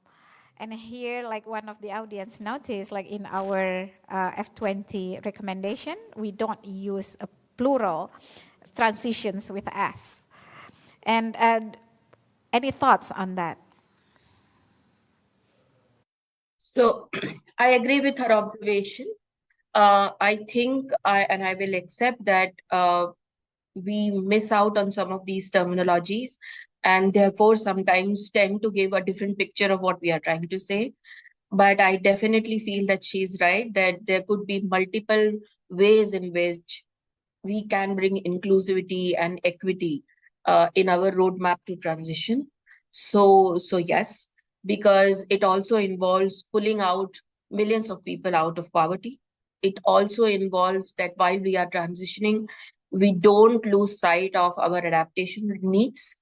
We look at resilient systems. We look at resilient societies for that matter. We don't averse our eyes from the fundamental principles of development of human development index, such as health, education, and also bringing in a very important component to transition, which is around gender. Because when societies change and when market change and economies are driving some changes such as these, it is a possibility that some of these fundamental principles might be left behind. And as a community, we have to come together to make sure that this does not happen, that just transitions is in plural, as she said. Mr. Randy, this is really important questions. I mean, you mentioned in the beginning kind of the importance of this green jobs, yeah, you touch on that employment, but in a way, how can we do it that make it like the benefit really to the people and to the marginalized and of course like for the middle class not to fall down to poverty? Yeah, I think as I said earlier, renewables has these characteristics, unique characteristics, yeah. So they are typically decentralized, and they come in small scale, and those characteristics alone create opportunities for a more an economic model that is more democratic, so to speak, that is more inclusive, that works more for the people. And there are plenty of opportunities to activate regional development through this, provision of renewable energy. Because, again, you source the energy locally. And if you want to install solar panels, for example, in your home, it doesn't make sense to call someone from Jakarta to install the panels. So there's opportunity for you to build, technical capacity in your region to do that. So I think in terms of that side, the project development side, so to speak, there are plenty of opportunities for small businesses to be more involved. And I think it's the industrialization, the technology manufacturing side that we need to be, we need to put people at the center of policy making when it comes to attracting investments. And we don't have the technology yet, we don't have the capability yet, but through, international cooperation, we can, the thing is with Indonesia, we have 280 million people, so we can create demand at scale.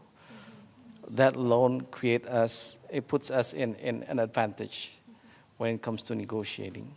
Yeah, so we need to ensure that in bilateral cooperation, that technology transfer occurs.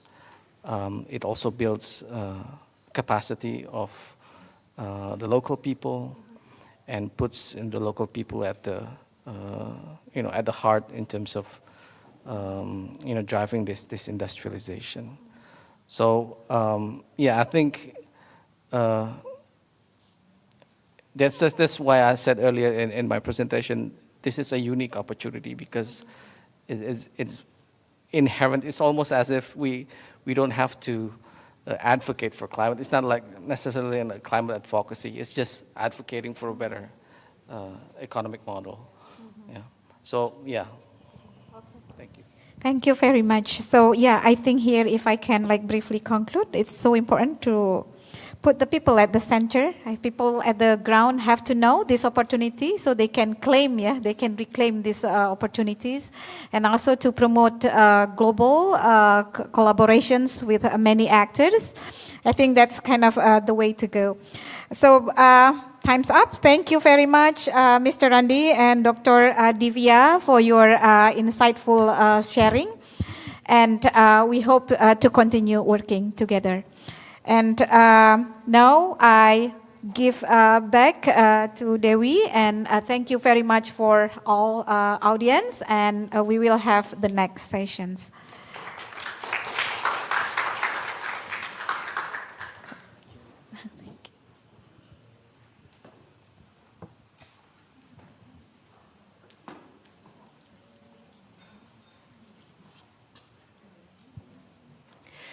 Thank you very much to our speakers, moderator, and all participants for the engaging discussion.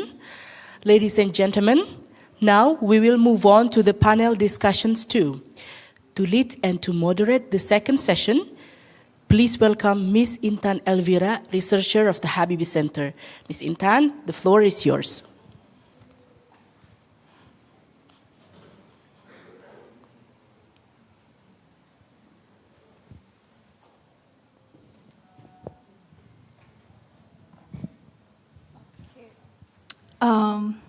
Thank you very much. It's a bit heavy here.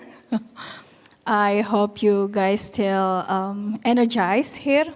So hi, good afternoon, good morning, maybe in some part of the world, and also good evening for everyone. Also welcome to the second panel session with me, Ira from the Habibie Center. Okay, so today I will be moderate the second panel session, and in this session we will focus on the F20 recommendation number 3, 4, and 7, and it leads to the critical questions like how can we transform the global financial system so that it could truly drive the climate and development goals. So today we have our speakers that brings unique expertise from Indonesia, South Africa, and also Zimbabwe to enlighten us on how we can move forward together. Okay, first speaker, we have it here, Mr. Irfan Tengku Harja. He's a JETCA program manager at the Habibie Center. He has extensive experience in just transition, climate justice, and also labor rights. With previous roles at Oxfam in Asia, he will share insight on how we can transform the global financial system so that it better support climate and development goals. So please give applause to Mr. Irfan. Okay, please you may join here with me on the stage. Okay. Hi. Okay. Okay, and next we'll join by Dr. Prabhat Upadaya, and he is an advisor on G20 and multilateral affairs at the African Climate Foundation with 2 decades of experience in diplomacy and policy. He will help us to unpack on how we can strategically align and mobilize flexible financial resources. So he will join us here online from South Africa, I guess. Please give applause to Dr. Upadaya here. Okay, hello, Dr. Upadaya. Okay, and finally, we're joined by Ms. Rizka Koopman. She is a policy researcher and advocacy officer at the African Forum and Network on Debt and Development, or AFRODET. She brings a pan-feminist perspective on economic justice and will highlight how can we strengthen country platform for effective development cooperation. And she's also joined us online here, so please give applause to Ms. Koopman. Okay, hi, Ms. Koopman. Okay, so we have diverse perspective, and we hope to get diverse insight as well about financial reform and also climate justice. Well, let's begin our panel session today with Mr. Irfan presentation. You may go to the there. Okay. To present your ideas. You have 7 minutes, and the floor is yours.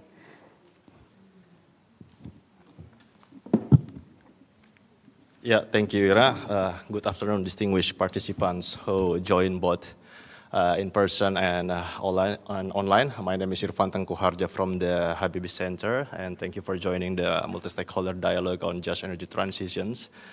And I'm going to talk plainly about transforming the global financial system to drive climate and development goals. And actually this topic is part of the F20’s recommendations, and this particular topic is written only in 1 page, so it's look like a tip of a mountain on the sea surface. It looks small, but when you dive into it, you will find a big mountain, broad ideas valuable for shaping our climate and energy future. So I'll try my best to deliver this a recommendation as deep as I can and as fast as I can within the next 7 minutes. Okay, next slide, please. Yeah, let's start with the numbers. We invested about 1.2 trillion in clean energy in 2023 across renewables, energy efficiency, and power grids. To keep 1.5 degrees within reach, we need to average roughly 4.5 trillion every year from 2024 to 2030. That's a gap of over 3 trillion annually. Investment in renewable energies was 570 billion in 2023, and we need about 1.5 trillion per year. Investment in energy efficiency reached 328 billion in 2023, and we need about 2.2 trillion per year. And investment in power grids and flexibility were 391 billion in 2023, and we need about 717 billion per year. I want to say that actually the problem is not just about the numbers, spreadsheets. I would say that every dollar delayed means that the heat waves push out the workers of their jobs, and floods that erase livelihoods that like has been happening in Pakistan or elsewhere, and the fiscal stress that crowds out health and education systems in many places in global south, in vulnerable countries. Actually, there is a sentence at the heart of the Paris Agreement that should be our North Star. Yeah, Article 2.1, letter C of the Paris Agreement has mandates participating countries to make financial flows consistent with a pathway towards low greenhouse gas emissions and climate resilience development. So to make these financial flows consistent with these pathways, F20 believes there is a need to transform the international financial architectures. So what is the international financial architectures? Next slide. Yeah. It refers to a set of institutions, policies. Next slide. Yeah. So the international financial architecture refers to a set of institutions, policies, rules, and practices that govern the global financial system. It comprises a complex structure of international organizations such as the IMF and the World Bank, known as Bretton Woods Institution, regional development banks, national financial institutions, and international multinational and national regulatory bodies. The international financial architectures, as you can see, main goals include promoting economic growth, financial stability, and global cooperation for managing the financial system. It supports international trade, investment, development, poverty reduction, and financial crisis. However, the international financial architectures face criticism over global justice, its outdated power structures, its efficiency, its effectiveness, its transparency, and its ability to mobilize enough resources to address the climate crisis. Therefore, next slide. Yeah. Therefore, the F20 calls to reform international financial institutions such as MDBs and align their governance structures and practices with human rights, environmental obligations, and the SDGs. Ensure fair participation of developing countries in decision-making by increasing their voting power and representations on boards, and strive for gender-balanced leadership across governance structures. Additionally, MDBs should continue enhancing their risk appetite, leverage donor guarantees, and recycle special drawing rights to boost lending capacity and actively promote locally led solutions, while also increasing incentives to attract philanthropic partners into partnership. I want to talk a little bit about why the SDR holders consisting of the IMF, IMF members, central banks, and MDBs should recycle at least some of their SDRs to support energy transition in the vulnerable countries.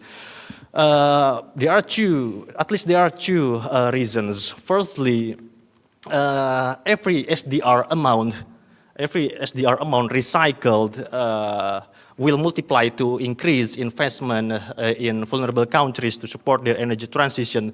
These vulnerable countries, recipient countries, or you may say borrowers, will leverage these SDRs as capital to mobilize more new green investment. And secondly, SDR holders recycling their SDR may not face a big risk. This is because when they lend out their SDRs, they will pay the interest rate, yeah, to the IMF. But at the same time, the borrowers, recipient countries, will also pay the same interest rate back. So it makes a net zero cost for both parties. Additionally, the IMF guarantees the SDR holders to get back their SDRs when needed. This is called encashment system. So there are enough reasons for SDR holders to recycle their SDR rather than keeping it idle at the IMF as the reserve. Yeah. And next slide. The next call. Next slide. Not the previous one. Yeah. No. Previous. Sebelumnya. Next, not previous. No. Goodness. Next. Yeah, this one. So the next call under this topic is to expand access to liquidity and debt relief. The IMF should improve access to rapid credit and financing facilities for countries in distress, suspend surcharges and fees that exacerbate debt burdens, and incorporate climate and disaster risks into its debt sustainability analysis. The G20 should commit to reforming the global debt architecture and advancing the recommendations of the expert review on debt, nature, and climate once published. Additionally, leveraging initiatives like the Global Shield, proposed by the G7 and the Vulnerable 20 in 2022 can enhance financial resilience, allowing countries to prioritize crisis response while maintaining stability. At this critical point, as you can see on the figure, the capital flows to emerging markets and developing countries have become negative, and interest rate has worsened and grown more uncertain. And and also the external debt net transfers have declined for many years. As you can see in the 2022 to 2023, external debt net transfers turn negative for low and lower developing countries. What does it mean? It means that this liquidity loss makes it hard for many vulnerable countries to meet their recurring spending needs to tackle a climate crisis. Next slide. However, the independent expert group shows how debt, climate, and nature crises feed into a vicious cycle on the left side, especially for least developed countries and small island developing states, which face severe debt and environmental risks. Despite low global emissions and consumptions, countries borrow more to recover from frequent, severe environmental shocks, shrinking their fiscal space and raising borrowing costs. These issues hinder sustainable development and deepen environmental and economic vulnerabilities. Nevertheless, the independent expert group proposes a development model based on virtuous circle of green economy. And this model requires investing in sustainable infrastructure, innovations, and environmental restorations that can foster sustainable development and ecosystem support, which are critical for both economies and societies. However, shifting to this green model, demand major changes in international financial architectures and requires a big amount of financing. Next slide. The last recommendation under this topic is to mobilize new sources of climate and development finance through accountable tax justice. The G20 must prioritize mobilizing scalable and innovative finance sources such as Catholic capital, mission-led blended, as well as consensual finance and models like the Tropical Forest Forever facility. We call for strengthening the Rio de Janeiro G20 ministerial declarations on international tax cooperation to ensure effective, fair, and progressive taxation. For example, a global billionaire's tax set at 2% of wealth could generate 250 billion annually, while a strengthened global minimum tax on multinational corporations could raise an additional 250 billion each year. Expand discussions on globally coordinated levies. I apologize, Okay. Mr. Irfan. So I want to say that among these instruments, tax reforms, and anti-tax evasion tools, we could mobilize up to $1.7 trillion annually while making the international financial system fairer. Actually, this proposal has been supported by the UN Secretary General, UN Secretary General Antonio Guterres, by saying tapping innovative sources, particularly levies on shipping and so on, based on the principle that polluters must pay is critical for success. My last statement is that let's talk about the price of delay in many developing countries. Lives uprooted and budgets broken. But the truth is simple. We have institutions, we have instruments, and the money is there. What the G20 need is the political will to align these institutions instruments and money. Thank you very much, and apologize for the time that I exceed here. Thank you. Thank you very much, Mr. Irfan. Wow, what a quick but yet so contentful presentation. Thank you very much, Mr. Irfan. So we will continue to hear from Dr. Prabhat Upadaya, and who will share how flexible resources can be mobilized for climate and development goals. Dr. Prabhat, you also have 7 minutes to deliver your ideas, and the floor is yours. Just before I start, on the check if you can hear me all right. Clearly on the room. Okay, so I'll go ahead with the slides. Thank you very much for inviting me here, and good to see also that Foundations 20 is continuing engagement throughout, including with the Indonesian colleagues as well. So just given that South Africa is currently chairing G20, I think just to emphasize that last 4 presidencies have seen emerging economies, Indonesia, India, Brazil, and now South Africa, taking on an important role as the chair of G20 and bringing the emerging economies priorities on the table. G20 becomes very important in the current context because it's where both the developed G7 and emerging economies BRICS come together to discuss global governance issues. At the same time, now we do have to also factor in that G20 presidency is going to US, and there are some signals on how it will play, but the shape, form, size of G20 is going to possibly drastically change next year. So those things we need to see.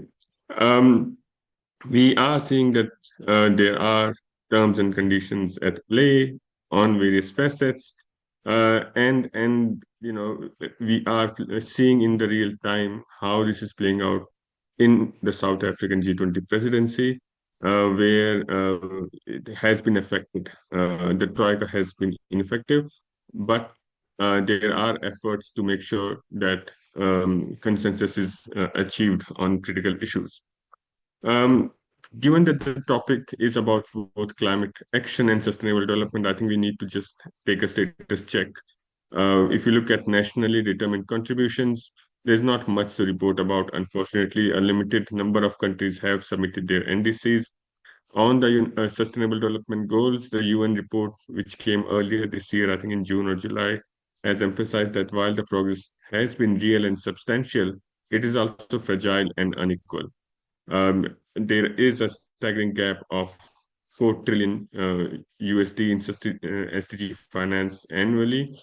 And within the next 5 years, if you are serious about achieving both the Paris Agreement goals as well as SDG goal, we need to significantly ramp up multilateralism and sustained investment. Both are under severe threat because of return of great power politics, where we are seeing that the defense spending is going up, particularly in developed countries, and climate and development is not necessarily on the agenda of countries who tend to have resources. Here in South Africa, the preparations are currently afoot aggressively for the Leaders Summit. The negotiations are ongoing. Climate finance, always remains a contentious issue, more so this year after US has pulled out of Paris Agreement, because now the question becomes who will deliver on climate finance in terms of the developed countries' obligations. And I'll briefly touch on that without going into detail. But the good news is that outcome documents that is a consensus agreement or on the technical aspects is starting to emerge both in the finance and Sherpa track. So in the finance track, the finance ministers and central bank governors meetings in July came up with the outcome document. Then the development working group, which had important language on international financial flows, illicit financial flows, as well as the employment working group have managed to get outcome documents. So that's important. Coming to the topic of mobilizing flexible financial resources, I think it's important if we take a step back and question what do we mean by mobilizing? What do we mean by flexible? And we are witnessing some patterns that are emerging. When we say mobilizing, if you look at Article 9.1 of the Paris Agreement, it clearly specifies the responsibility in terms of the country parties shall, so legally enforceable, provide the financial resources with respect to mitigation and adaptation. Now, what we are witnessing is that in the narrative there is shift away from public source grant and commitment towards concessional loans and variety of sources, which is also language from Paris Agreement, but it kind of dilutes that what kind of finance we are looking for. The onus of action is now shifting, or at least the efforts are currently put that, instead of international cooperation, that it's a country responsibility. So instead of providing finance, that is from Article 9.1, the onus is on attracting finance. So, then it becomes a responsibility of the country which is seeking finance. There are also attempts to link loss and damage to mitigation and adaptation obligations. So those are concerning. I think when we're talking of flexible financial resources, I think it's important to step back and say what do we mean by flexibility, and it may vary from country to country, it may vary from sector to sector, depending on what is the priority of a country. It may have more flexibility, it may have less flexibility, but then also it will very much depends on what kind of finance is made available. If you're mobilizing private capital, will it provide you flexibility? And that is why the grants are important, and concessional loans are important, because they provide greater flexibility. So this is not just a technical financial jargon-based exercise. This is also a political exercise in ensuring that those who have to implement on the ground have as much flexibility, but along with accountability. So it's not a hollow flexibility. There has to be accountability also in how the spending is being done, but at least it has to be responsive to the priorities domestically on the ground. The other aspect is on the strategically aligning of financial resources. Now, if I go back, and the reason why when we're talking of climate, I'm going back to UNFCCC rather than to G20, because in my experience, G20 can provide us with political signals, but it can't resolve the specific technical aspects unless you have something very specific. For example, under South Africa has set up the Africa Experts Panel under the finance track, but that looks at the broad gamut of financial architecture and reforming the global financial architecture. But when it comes to climate, and given the current geopolitical context, when you're talking of strategically aligning financial resources, doing that at international level becomes very, very difficult. And so in that sense, it's a bit of a mix of traditional approach of emphasizing developed country responsibility, but also a pragmatic shift that in the meantime we need to strengthen our domestic institutions.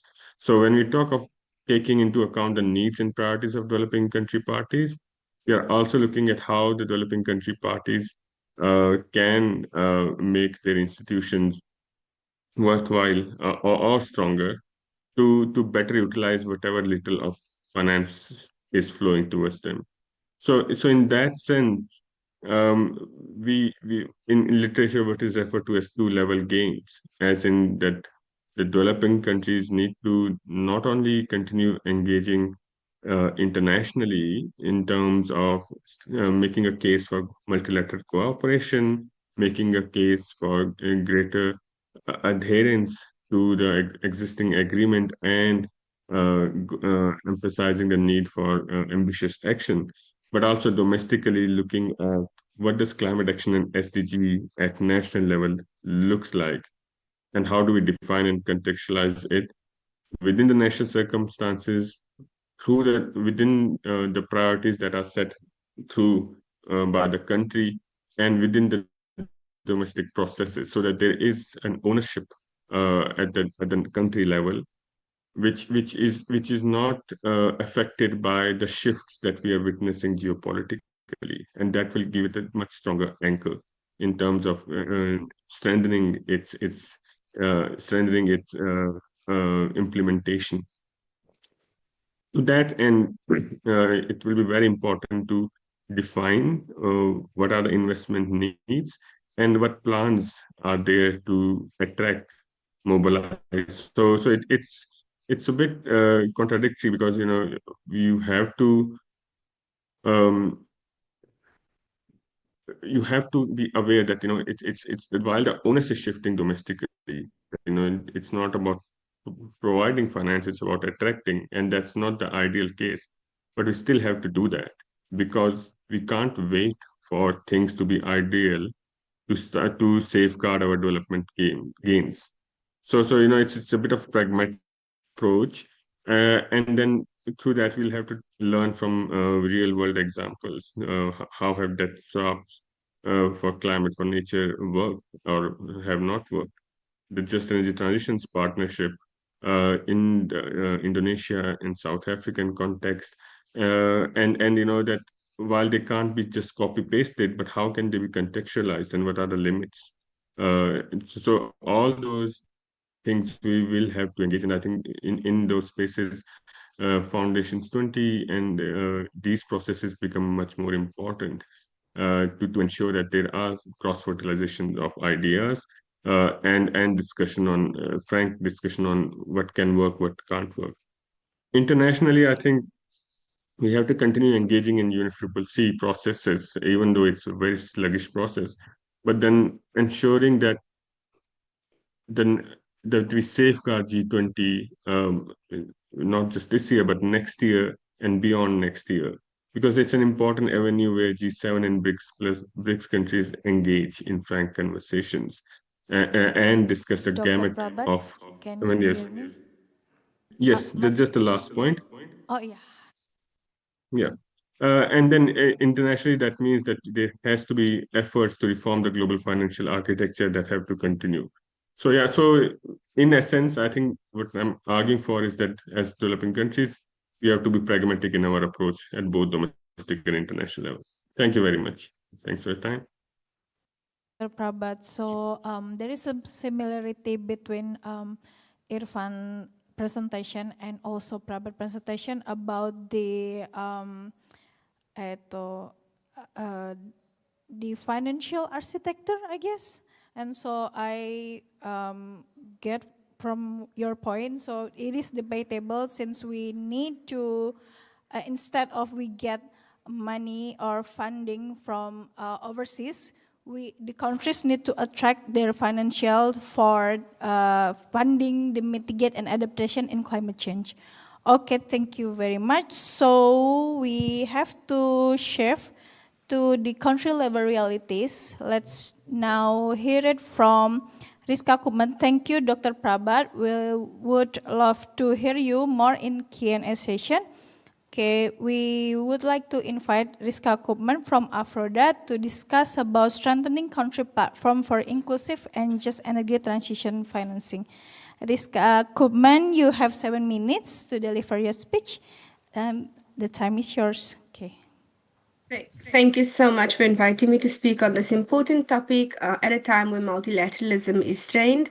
It's important that our efforts towards ensuring overarching sustainable goals are as impactful as possible.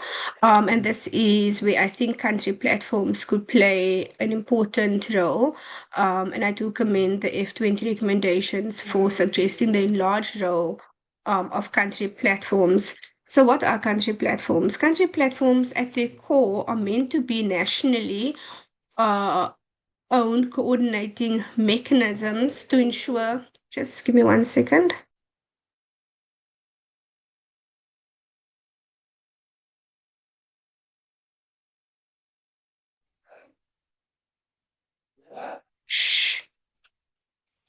So at their core, they're meant to bring together a myriad of stakeholders at the national or regional level. And I want to bring our attention to examples of these in existence already. So we have the Ethiopia Development Assistance Group. We also have Ghana's Compact for Growth and Jobs. But an important one to mention is the G20 Compact with Africa. And this is an example of a platform for development. And so this was established in 2017 under the German presidency, co-chaired by South Africa, the current chair of the G20. And what it meant to do was to bring private investment to Africa. This was primarily at the time for infrastructure. And if you fast forward to 2025, between 2017 and 2025, this platform has mobilized over 191 million US dollars to Africa. However, for Aphrodite, the importance here is to note the type of financing. And as you know, we are facing in the global south a deepening debt crisis. And so when we speak about private capital for infrastructure, for climate, we have to also recognize the premium that African countries pay to access capital. And the issue for African countries, for example, is the cost of this capital. African countries' debt numbers, by comparison, is not really anything horrific if you compare it to countries like the US, Japan. But the cost of our capital is where the issue lies and our ability to repay that. And what we've seen surface over the past decade or so is resource-backed loans, especially by new creditors to Africa like China, and you've also seen a shift to private capital. And we know research shows us that private capital cannot solve public issues. They cannot provide public good because they are profit driven. And so we have to really think creatively, and this is what the F20 offers us in the recommendations, right? Is this bridge building capacity and creative thinking on how do we strengthen country platforms. And I think country platforms do play an important role. And in 2025, I think just about a month ago in Durban, the German presidency has said that it will invest a further 100 million euros into the World Bank Trust that will then facilitate African countries to unlock their full economic potential. We also have AJ Banga of the World Group Bank saying that African countries have all the resources that they need. And this goes back to Pravat's point on how do we mobilize these resources. And I think the important part there is to think through domestic resource mobilization alongside a global financial architecture reform. So how do we move African and global South economies further up the economic production line? Because at the moment we're at the base, right? And we're not adding any value to our economies. We are stuck in high unemployment rates, etc. But we have all the resources that we need in Africa, for example. So how do we do this? And I think we do this through country platforms, through having important dialogues and having a roundtable that really appreciates principles for effective development cooperation. And because of time, I just also want to highlight that coming out of the severe out of F54, we also see the deliverance of a debtors club.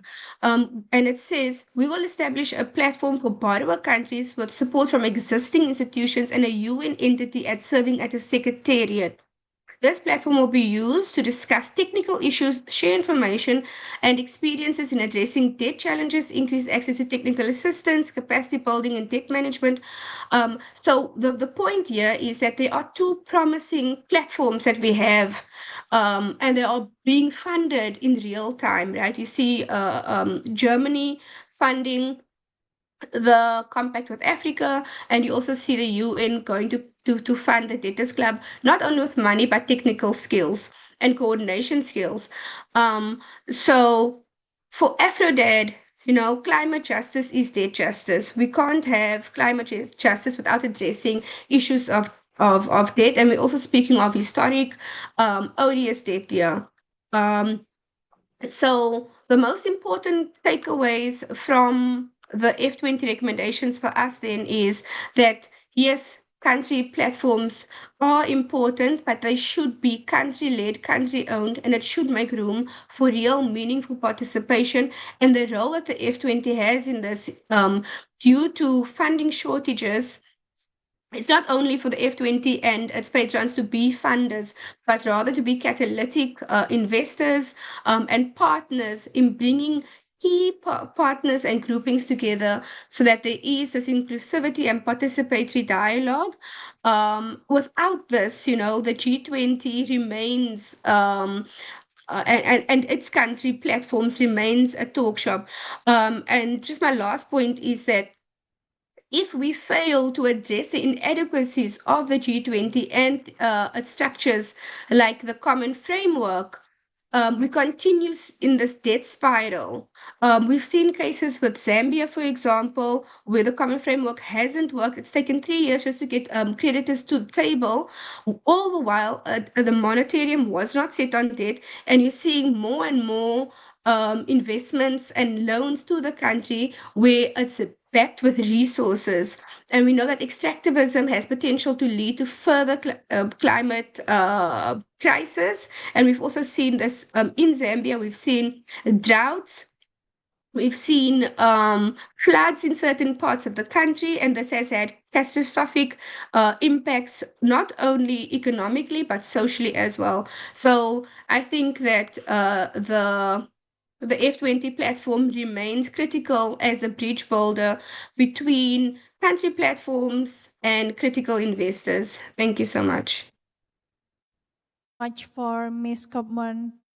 I see that country platform lies not only mobilizing finance, but also creating space in dialogue and giving technical and also coordination capacity to each country. Okay, so since we have a limited time, I would love to deliver questions for Dr. Prabhat first. So, we have, Dr. Prabhat, you said that the next G20 presidency will be under United States under the Trump administration. So, as we know that US has previously withdrawn from major climate agreement. So, from your perspective, how can South Africa, as the current G20 presidency, ensure that momentum we build right now, especially on climate action and also just energy transition, will continue and remain at the top of the G20 agenda, despite the geopolitical dynamic ahead? Okay. Thanks. I think we have to acknowledge that for U.S. administration, climate is not a priority. Energy transition is not a priority. I mean, that is a given now. They have not just pulled out from Paris Agreement, they have also fired a lot of their government staff who were responsible for representing US in these processes. So the question becomes also that in the G20 next year, who will host these processes? There is not enough institutional capacity to have these negotiations, etc. So I think we have to think beyond US, in the sense of that next year we'll have to just acknowledge and accept that, from G20, the progress on climate will not be there. But beyond that, it's a UK presidency which is coming. So I think we need to start thinking about engaging with UK. Already South Africa and UK are, I think, on the sidelines because they will be part of Troika next year. But I suspect if US will engage them, maybe on specific issues. So we'll have to think beyond the 2026. And in that vein, I say that, domestically, I think it's the right time to invest in domestic institutions, strengthen our institution, our national country processes, and focus on domestic action, so that when the countries come back to engage on climate in the G20 space in 2027, then we have much more examples and experience to share. For your Back to strike. you. Okay. Thank you very much, Dr. Upadhyaya, for straightforward yet content answer. We know that we cannot rely on Trump administration about the climate change and also energy transition. So we need to think about beyond the US, and we think further to 2027. Okay. I have a questions here to Mr. Irfan. So I got an idea about the IMF and also World Bank. So why is the IMF and World Bank power structure outdated and needs to be reformed, as you mentioned before? So can you elaborate more about that? Yeah, thank you, Ira. It's a political questions. Yeah. Yeah. The IMF and World Bank were created in 1944 or 45, I forget, during the World War II period. Yeah. And its governance structure still reflects that era. Yeah, that's one. And also, wealthy nations hold most of the voting power. For example, the United States alone holds of 16% of voting power, enough to veto any major decisions, while developing developing countries have limited influence.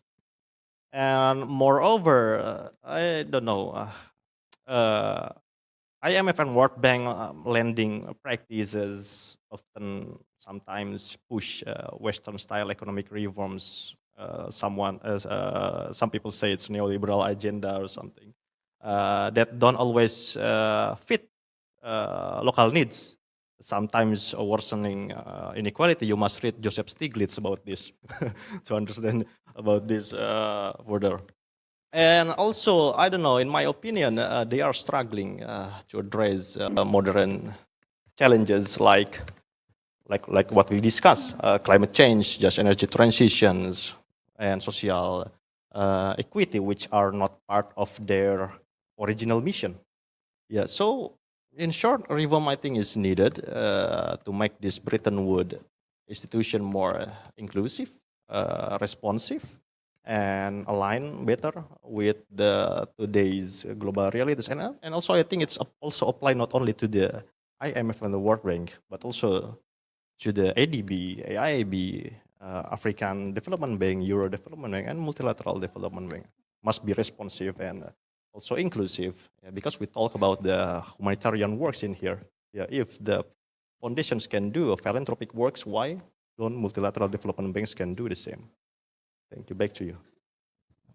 Okay, thank you very much, Mr. Irfan. So I assume maybe I can synthesize from your answer that we still need to double check the IMF, ADB, and World Bank safeguard about the responsive, their accountability and inclusive, especially on IMF, since it's the veto. So the biggest owner has the biggest voice.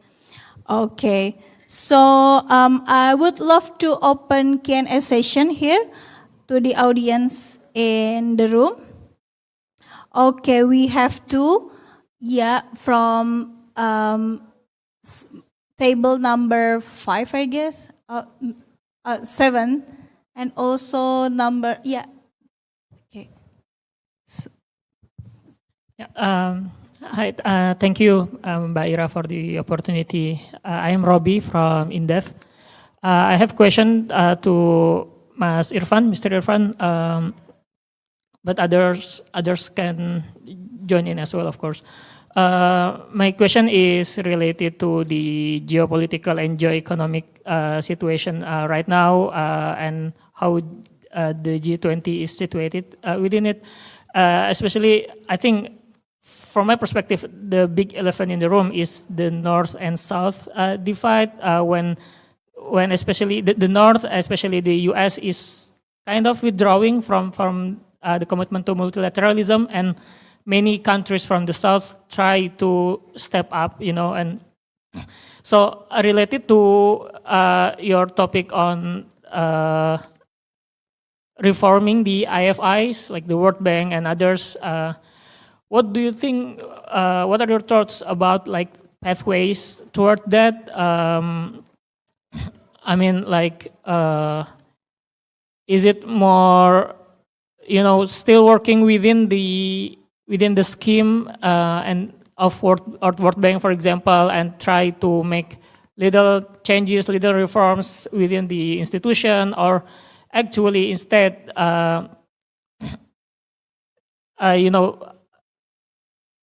try to develop and work together with the global South and come up with the alternatives such as the China's-led AIIB or BRICS-led NDB, and wait for the momentum for those development banks to have the level of trust like the World Bank has in the world. I think that's my question. Thank you. Thank you, Mas Robi from INDEF. Okay. Yeah.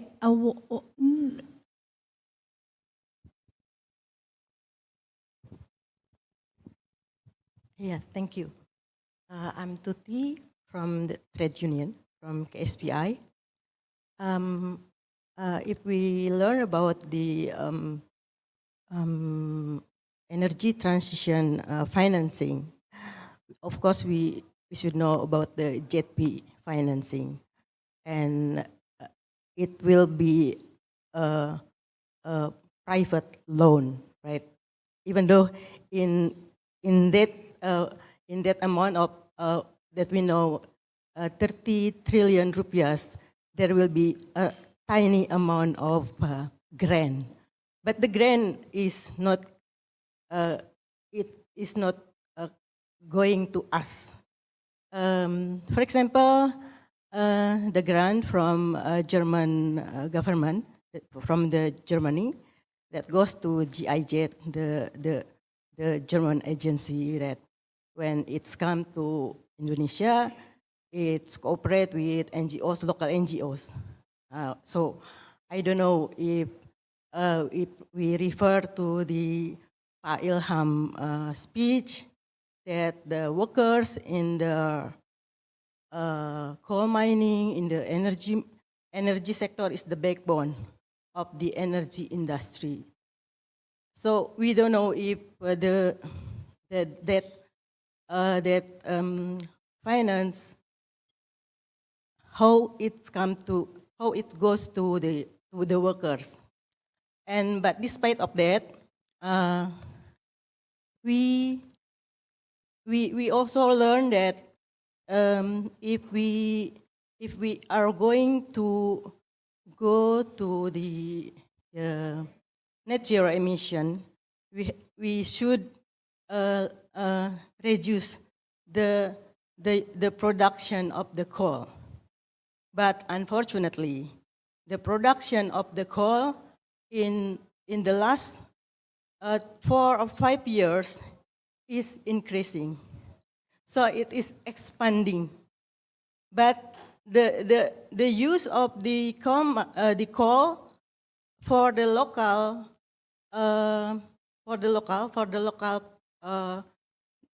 power is only 16-something%. So the production in the coal mining, the extraction is going to somewhere. And we in the trade union think that if the financing of the energy transition is given to the private, the energy price will be higher and higher in the coming years. So in the trade union, we try to find the solution, the other perspective, how to finance the energy transition. So we try to work together with the Global Union, Public Services International, the TUED, Trade Union for Energy Democracy, the Energy Union here in Indonesia, Serikat Pekerja PLN, PPIP, National Power, and the coalition of other trade union stakeholders. So we try to campaign. Okay. We try to promote the so-called just energy transition public pathway. So we are going to go back to the Constitution 45, Article 33. I would like to know what your opinion about this. Thank you. Okay, thank you very much. So actually, apparently you got two questions, Mr. Ifran here. So first one, we have. So I would love to synthesize that. This one. Okay. So in the face of current geopolitical divides and also multilateralism and multipolarity, what is the most realistic pathway for us, the Global South, to advance its energy transition financing? Is that through World Bank, through emerging platforms like BRICS and regional banks, or is there anything favorable global momentum that we have to wait? What do you think about that? Yeah, thank you, Ira. Thank you, Mas Robi, for your question. I think we cannot rely on only one source of finance. For example, like only IMF, World Bank, or other MDBs. We must work and negotiate to generate funding from many sources, all sources that's available.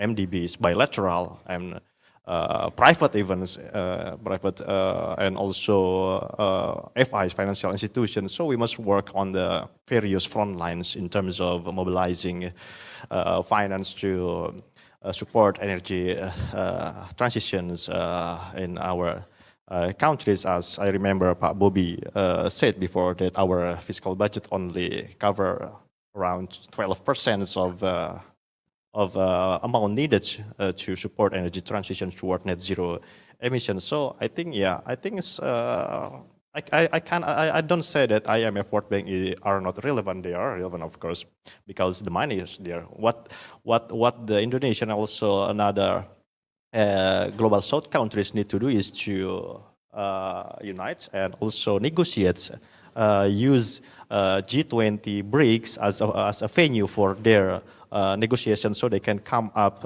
collectively to voice their common interests regarding the financial needs to support energy transitions. Yeah, and I think I stop there. Yeah. Okay. Okay. Yeah. Thank you very much, Mr. Irfan. So the second question is, how can we ensure that JETP and other international energy transition financing directly benefit to the workers? So apparently we have fossil fuel workers. So due to the energy transition, I think they have concern about losing their job. So is that how can we ensure that JETP and other international energy transition financing directly benefit worker and it just flow through the private finance or external system? Yeah, of course, trade unions must bargain. Yeah, must bargain to the any instruments providing financial needs for for energy transitions. Either it is JETP or other kind of financial instruments or of financing instruments. Yeah, I think there is always a room for any parties, particularly trade unions, for discussions and bargains to the provider. For example, at the JETP, you can talk with the JETP Secretariat or Coordinating Minister of Economy, if not mistaken, and also IPG. You can deliver your, for example, message, and so on, so on. I believe trade union in Indonesia is strong enough, yeah, to bargain any political decisions and influence political decision. I remember, for example, national health insurance was pushed by the trade union Indonesia trade union movement, and I believe that trade union has a power to shift or shape, yeah, to shape our energy transitions in Indonesia. Yeah, and also you can also utilize like other platform like a global accelerator, yeah, global accelerator initiated by the United Nations, yeah, together with the ILO and Indonesia. It's if I'm not mistaken, it's collaborating with the Bappenas as well. Yeah, yeah. I think unions must be more actively engaged with these issues, just transitions. Yeah, of course, the normative rights like a wage, contracts, and so on, so on. It's matter. It's important, but also this is the current challenges and the future challenges as well. Yeah, about the energy transition and climate effect towards workers, not only in the formal sector, but also in informal sectors. I hope, Bu Tuti, I answer your question, or we can discuss this further outside this venue. Thank you. Okay, thank you very much, Mr. Irfan. So I also agree that JETP has already robust specific scheme regarding the jobs, the green jobs that they need to prepare to face the jobs transition due to the green energy transition. Okay, so apparently we have no time. The time is up. So I would love to conclude this session. So the previous answer apparently is assigned to end the session. Well, actually, I have one question for each speakers, but unfortunately, we have no longer time. So, ladies and gentlemen, today's discussion reminded us that financing the energy transition is not just about it's not just about numbers, but also about justice, equity, and future we want to create together. And if we align our financial system with climate and development goals and ensure that country platforms put people at the center, as we have discussed in the panel discussion 1, the transition can be truly fair and transformative. On behalf of the organizer, I would like to thank our panelists for sharing their valuable insight and also expertise, and all of your engaging so thoughtfully. So let's carry forward this insight and continue to working towards a just and sustainable transition. With that, we conclude this session. Thank you very much. Please give applause to our panelists today. Thank you. So I will give it back to Dewi. Thank you again to our speakers, moderator, and all participants for the engaging discussion. Ladies and gentlemen, due to a slight adjustment in our schedule, we will now take a 5-minute break. You may enjoy the snacks in the room while we await the next panel discussions. Please enjoy your break. We will resume shortly. Thank you.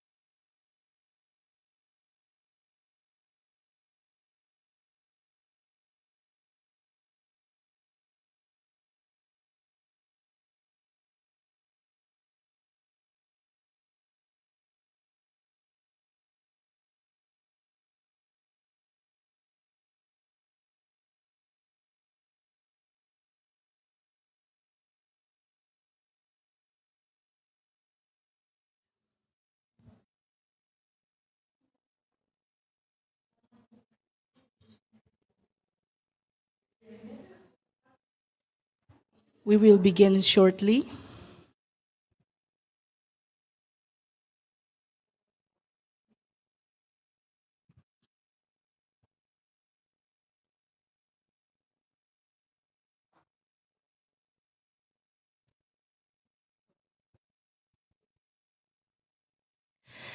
Thank you very much.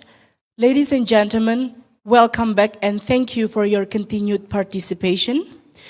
As we proceed with the final session of today's forum,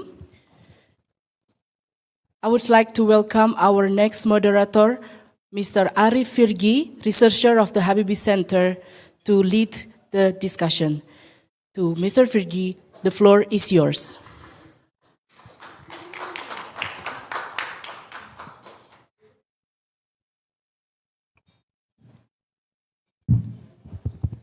Yeah, thank you so much, Ms. Dewi, for providing me the opportunity to moderate this our last session. And I hope that this is not the least discussion, even though we already reached the last stage of our event today.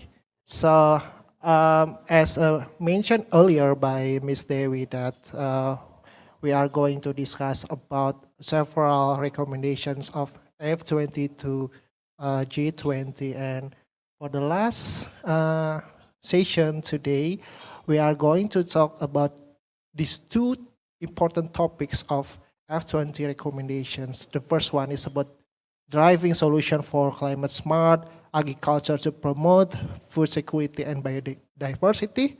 And the second one is about advancing intersectional environmentalism for equitable climate solutions. And for these two topics, we have two distinguished panelists that are going to deliver about their presentations. The first one is Dr. Eri Tri Nurini Adi, or Ibu Eri. Please give applause. Dr. Eri is currently a board member of Yayasan Bina Swadaya in Indonesia, a social enterprise with the mission of community development and poverty alleviation. She graduated from Agricultural University of IPB Bogor, Indonesia, and took her doctorate degree in socioeconomic of rural development in the George August University in Germany. And then for the second panelist, we have Raisa Cole. Please give her applause. Yes, she is joining us online. She is from South Africa. And she is an intersectional environmental feminist committed to leveraging climate change focused investments to address broader development priorities. She brings with her 10 years of experience in adaptation policy and practice, an MSc in international cooperation and urban development, and a commitment to decolonial research and practice. She is currently completing her PhD in adaptation governance across Africa. And because we have a limited time, we can move on directly to Dr. Eri presentation. Please, Dr. Eri, the floor is yours. Okay, thank you, Mas Arif, for the opportunity. Good afternoon, ladies and gentlemen. How are you all?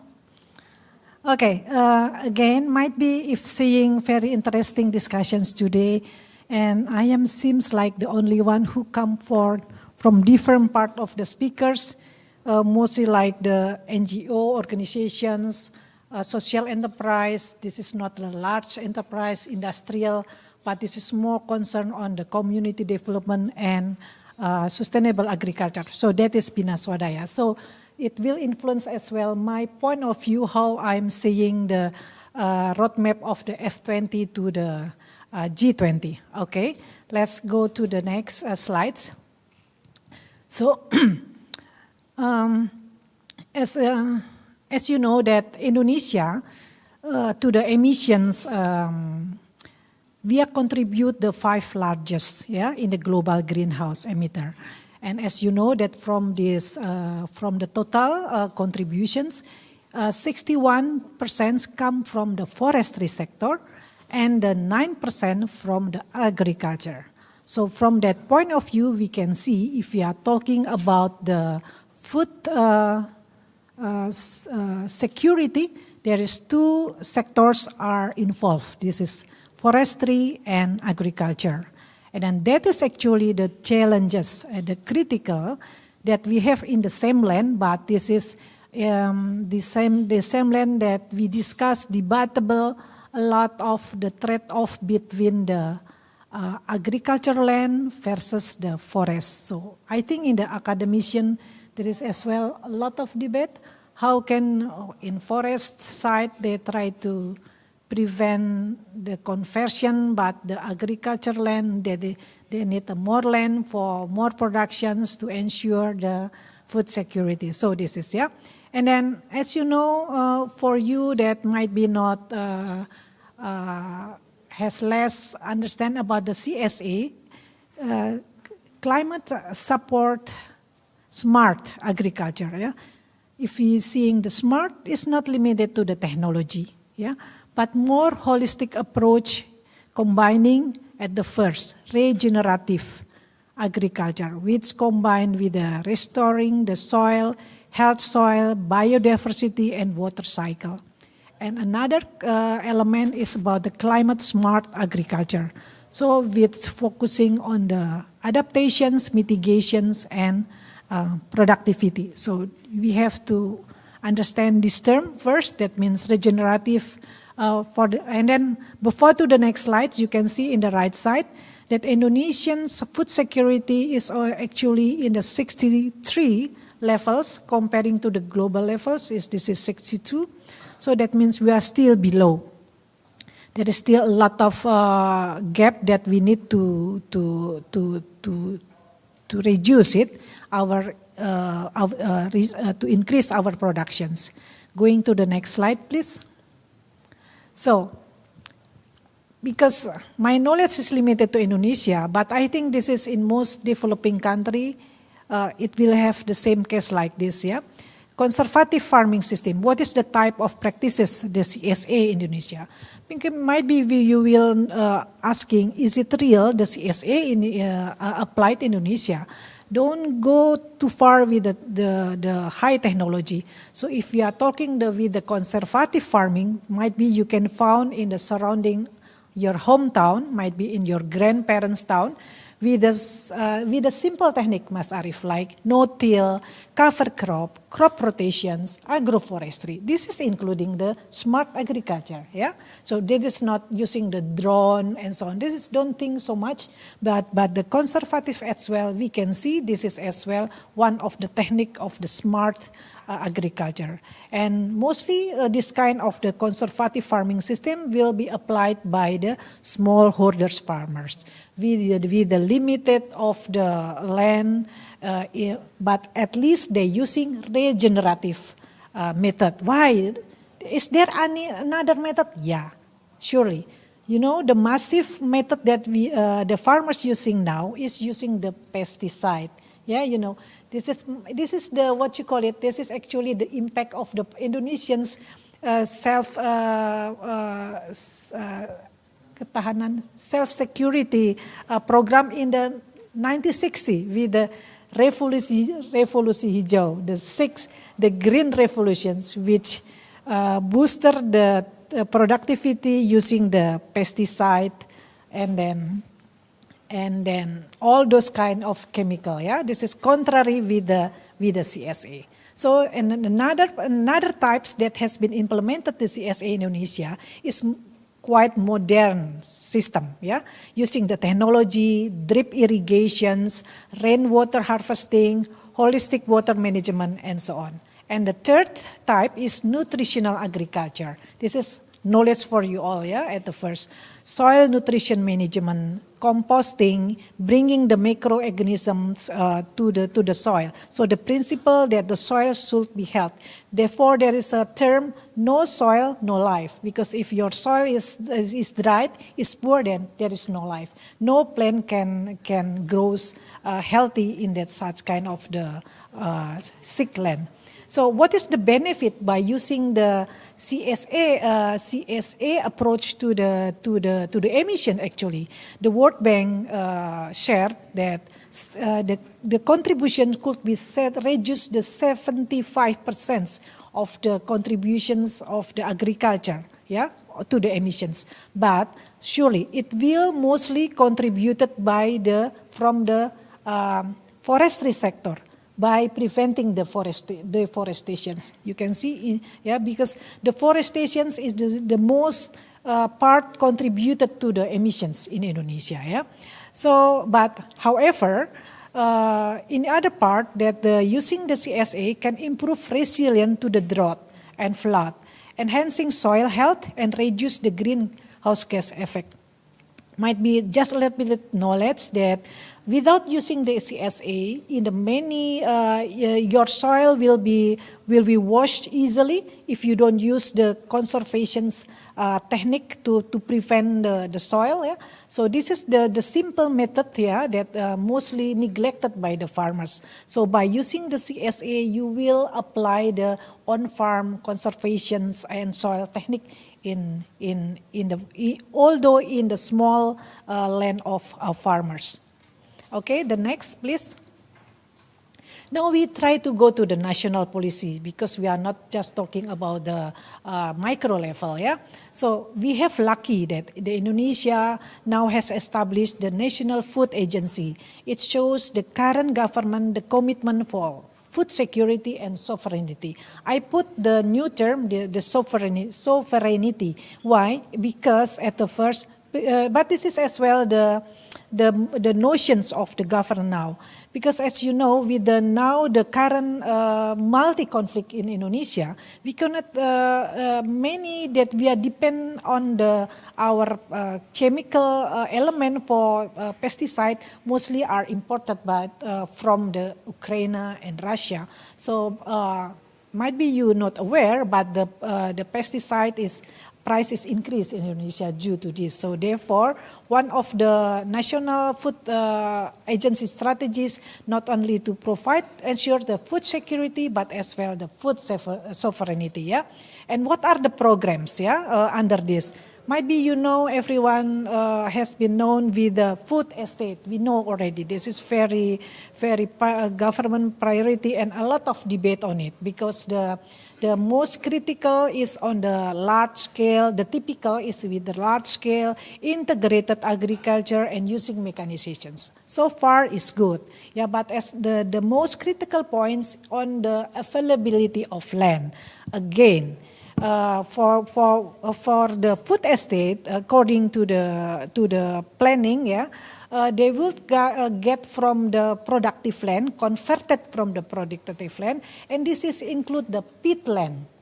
And this is one of the problem because the peatland, if you see in the literature, this is the type of land which can absorb optimally the CO2.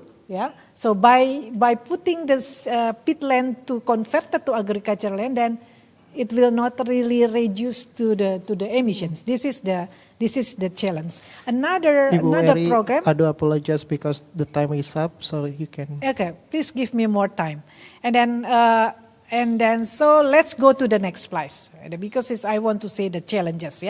So with all of the government program, I think the challenges is lack on the economically oriented program.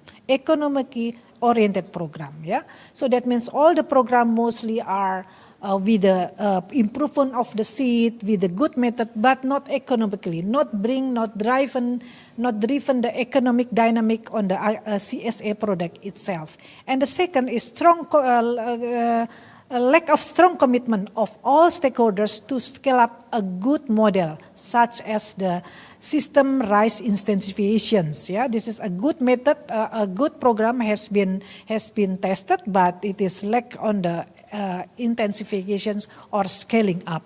And the last is the lack of policy framework for intermediary business. So this is part of the economy because if you are talking for the agriculture, This is, we have to bring in line between the producers and the market. And in the middle, there is a lot of intermediary businesses that needed actually to be supported.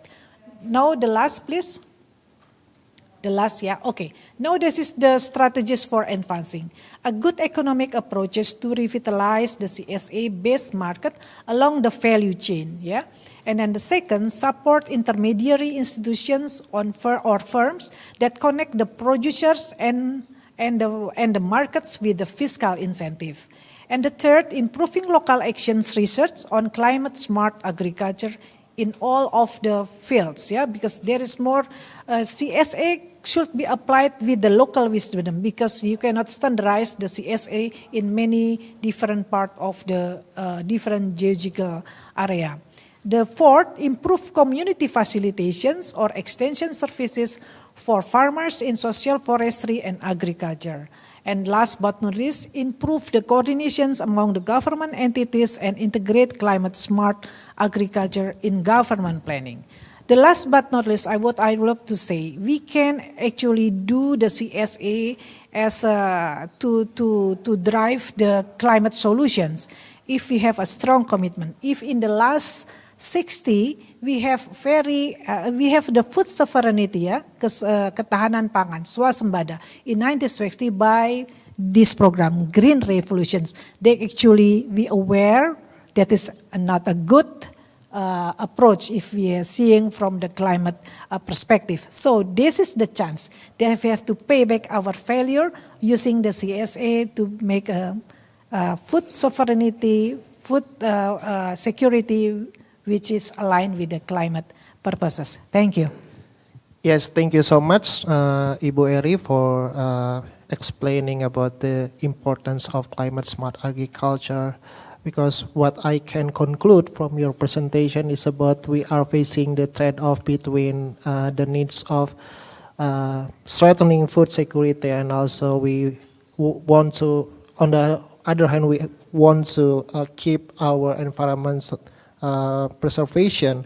But the one solution that we can do is about the climate smart agriculture, but we need to strengthen our commitment. The commitment itself is not only about the policy framework, but also from the fiscal incentives, for example, and it is related to our second session that talking about the fiscal reform in terms of the financial infrastructure in global scale and so on. So thank you, Dr. Ori, for the explanation. And we are moving to the second presentation from Raisa, who is going to discuss about the intersectionalism in the environmental action. So Raisa, are you ready to present your presentation? Yes, I am. Thank you so much. Should I present? Should I share my screen, or do you have the presentation?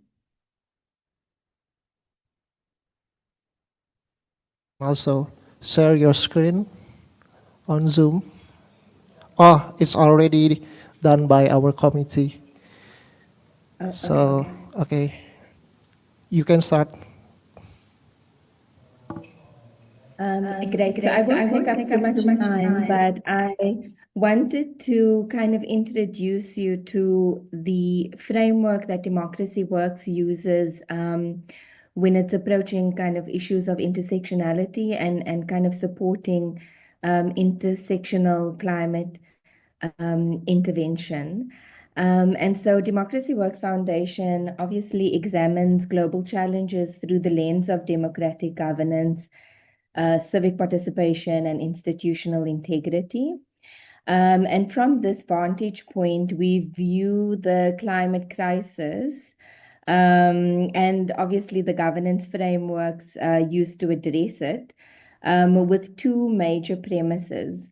The first one is that climate policy and investment decision makings obviously don't exist within a vacuum, but are instead deeply embedded within broader governance frameworks. And this is really important for us to understand, both in terms of policy, decision making, as well as kind of investment processes.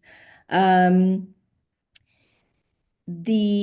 kind of broader frameworks that we look at when designing climate interventions is the kind of service delivery frameworks. We obviously can't be looking at climate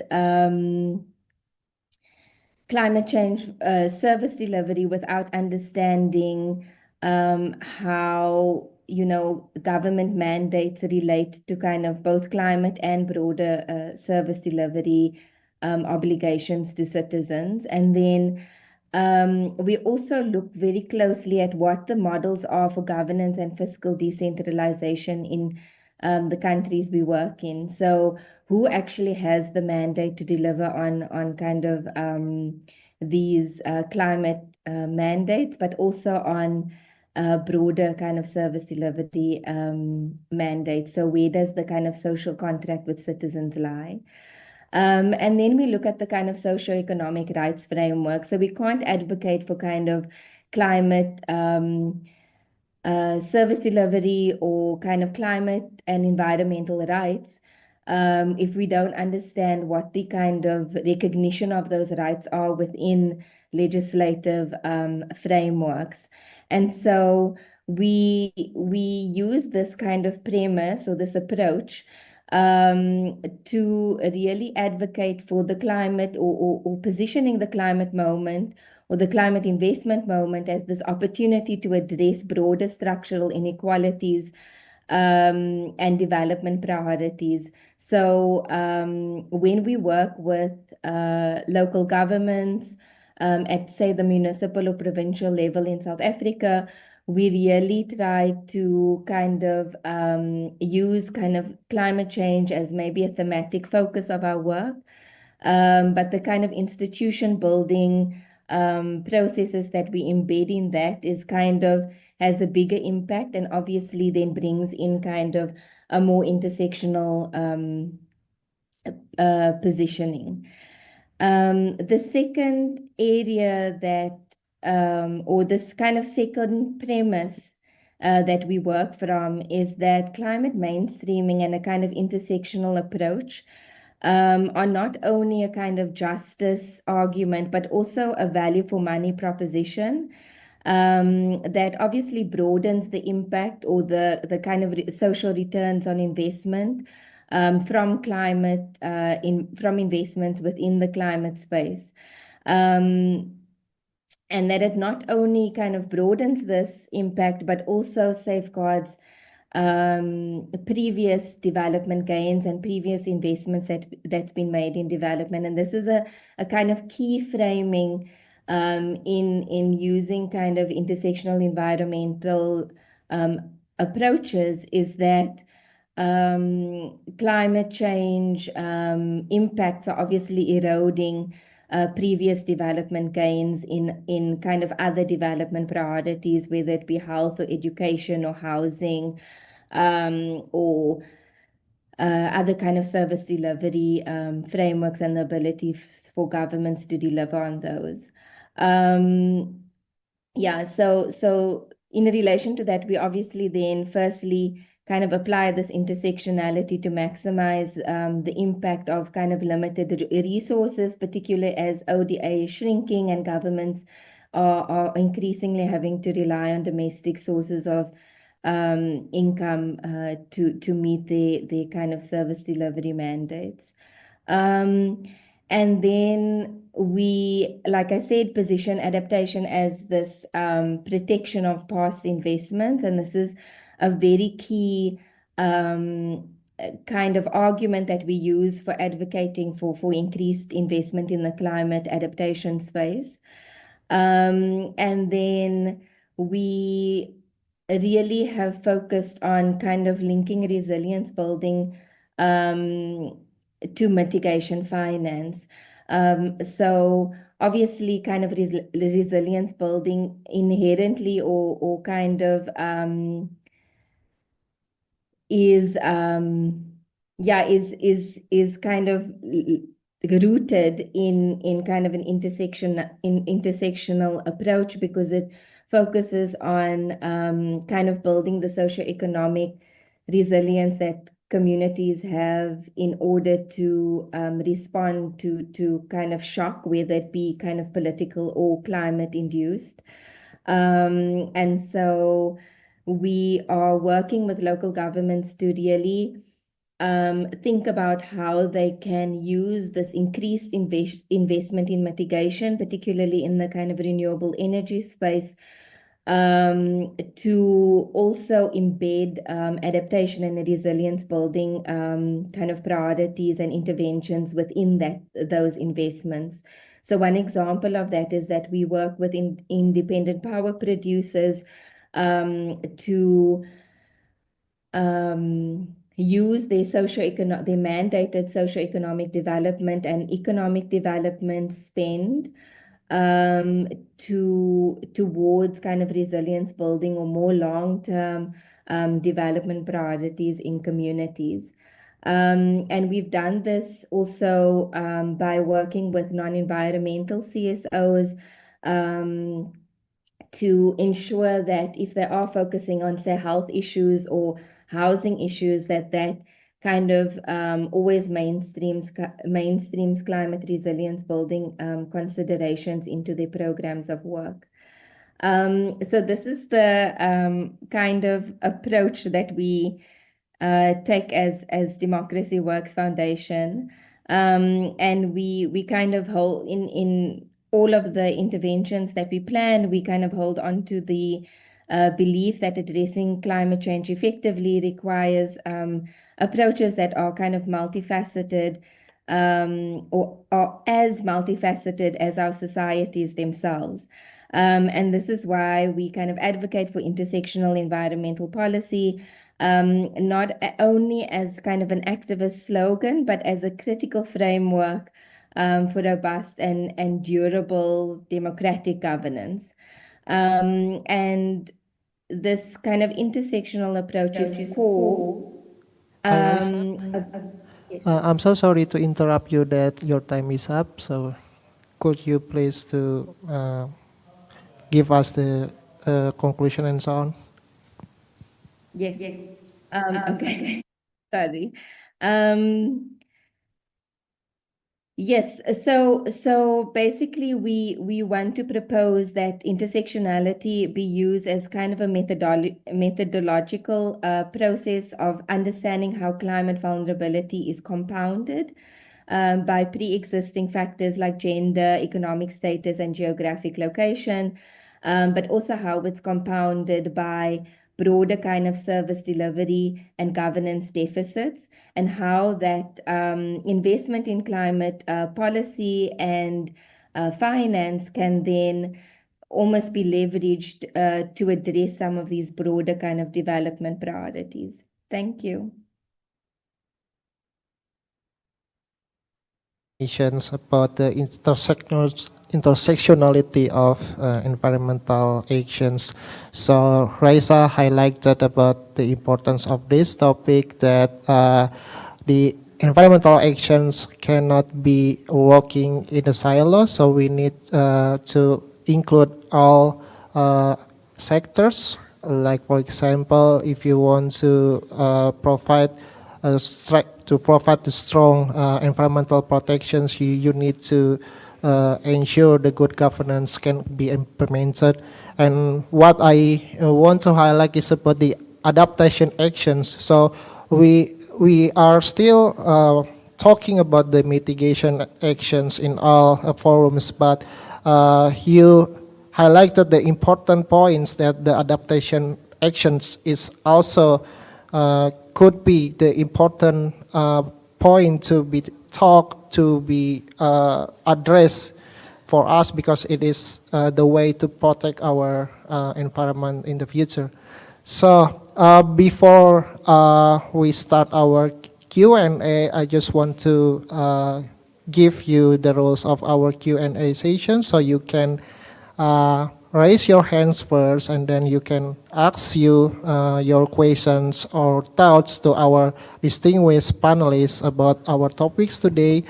And then please, you can mention your name also, your affiliation, and also please be straightforward with your question. So I will let the attendees here to ask to our panelists today. So does anyone have thoughts or questions?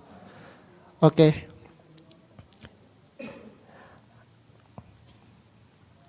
The first question. Okay. Thank you very much, Bu Eri. My name is Ira. I'm from the Habibie Center. So I have a question. It's so interesting to see your presentation about the GSA. So I'm wondering,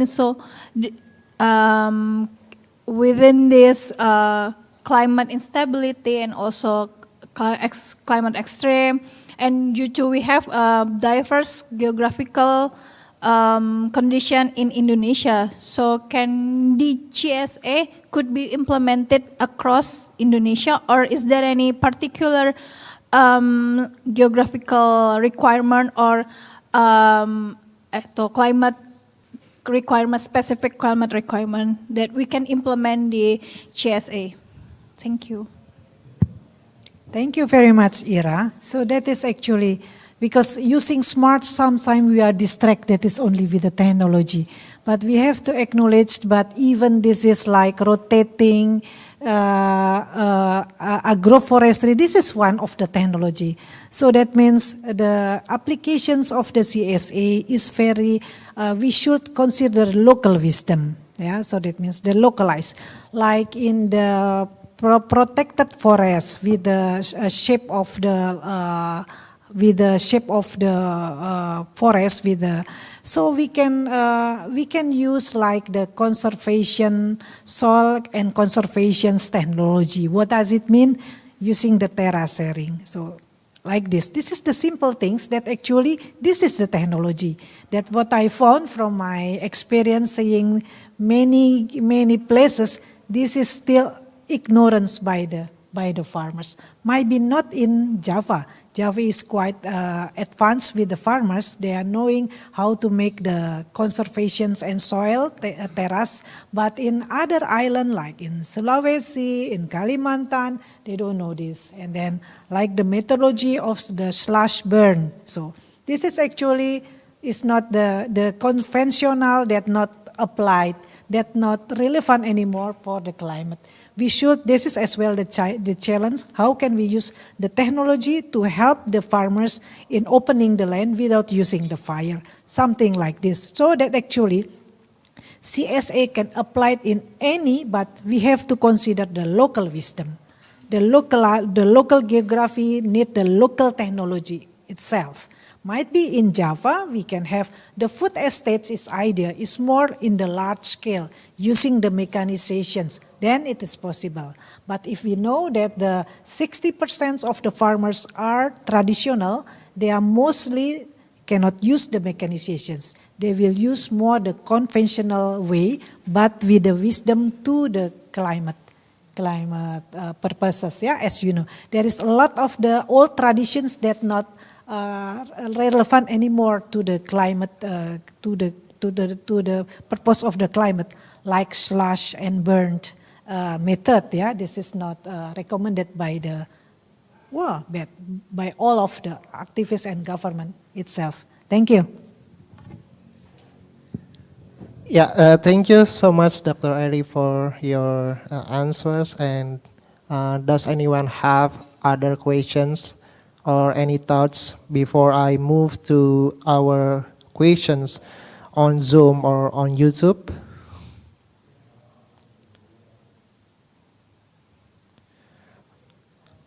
Okay, please, you can ask to our speakers.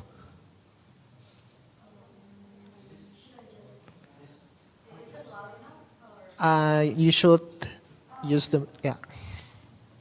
Well, thank you so much. Actually, it's just out of curiosity, Bu.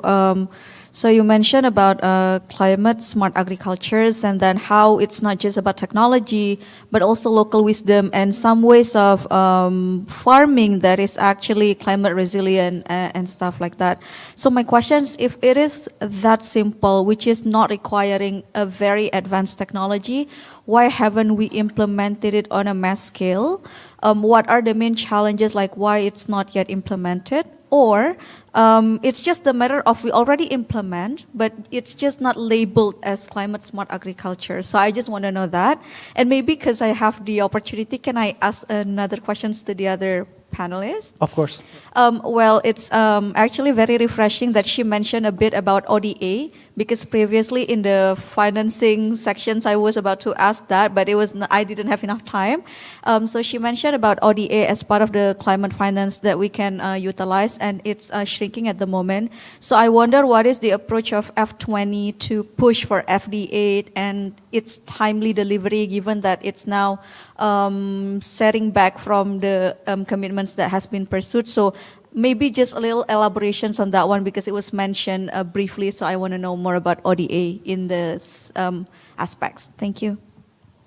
Okay, thank you. What's your name? Sorry. My name is Cut Jihan Safira. I'm from Ministry of National Development Planning or Bappenas. Oh, Miss Jihan. Okay. Thank you. The first question to Dr. Eri is about why we haven't implemented the GSA for the large scale. And for the Raisa, the approach of F20 in terms of ODA. So, okay, labeling. There is two easiest to capture whether this is the CSA product or not. At the first, is it meet the regenerative principle or not? Regenerative means less pesticide, yeah. Build the nurture the bring the health soil inside and maintain the water cycle. So this is not all agriculture is the CSA, although they are using the technology, but not all is the CSA if you are not meeting the criteria of regenerative. Yeah, this is therefore the organic farming, we can say this is the CSA, because they meet the criteria of the regenerative. That means no pesticide, maintaining the soil health and as well water cycles.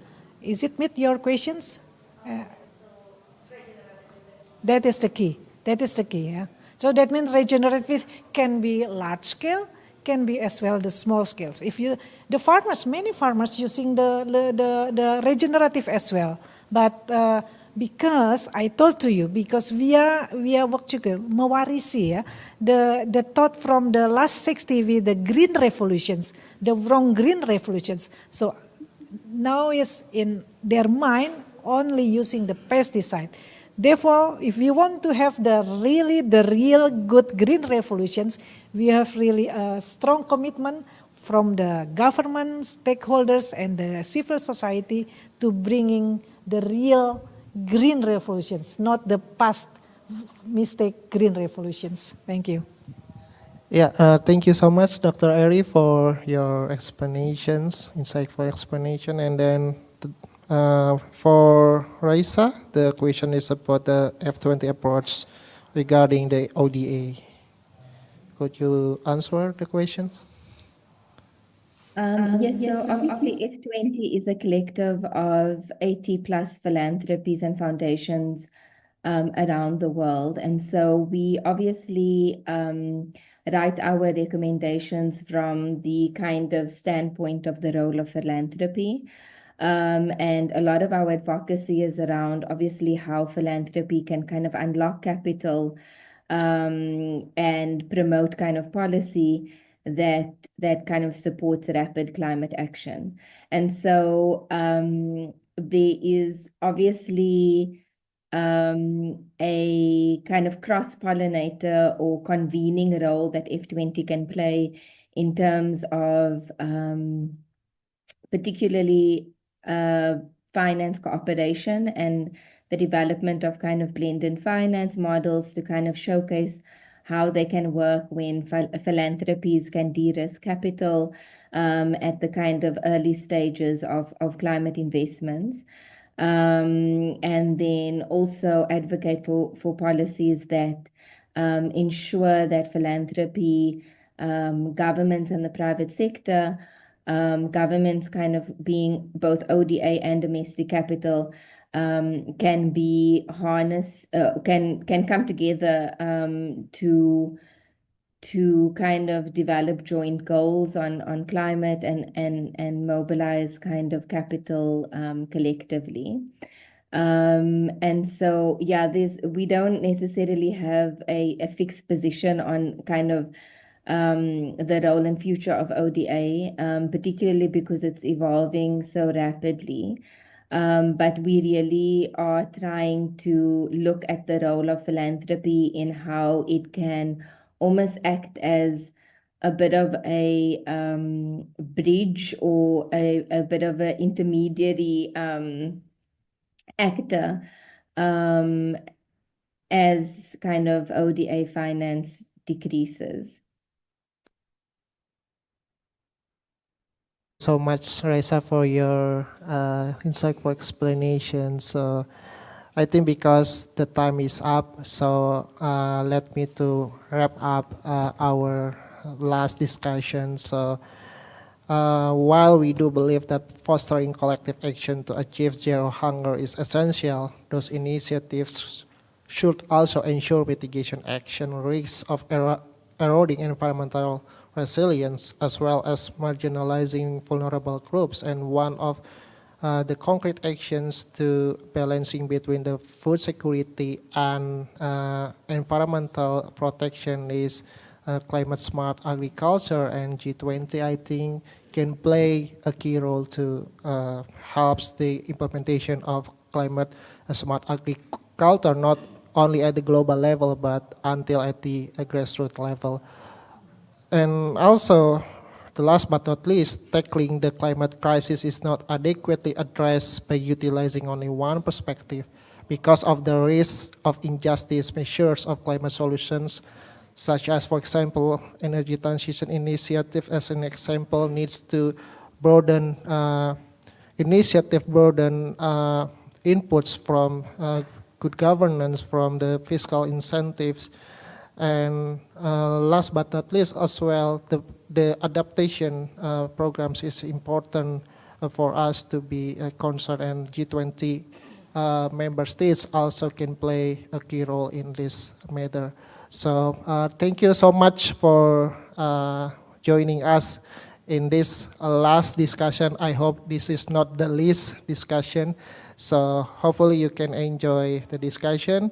And thank you so much, ladies and gentlemen, and see you in the next event. I would give this session to Ms. Dewi. Thank you so much, everyone.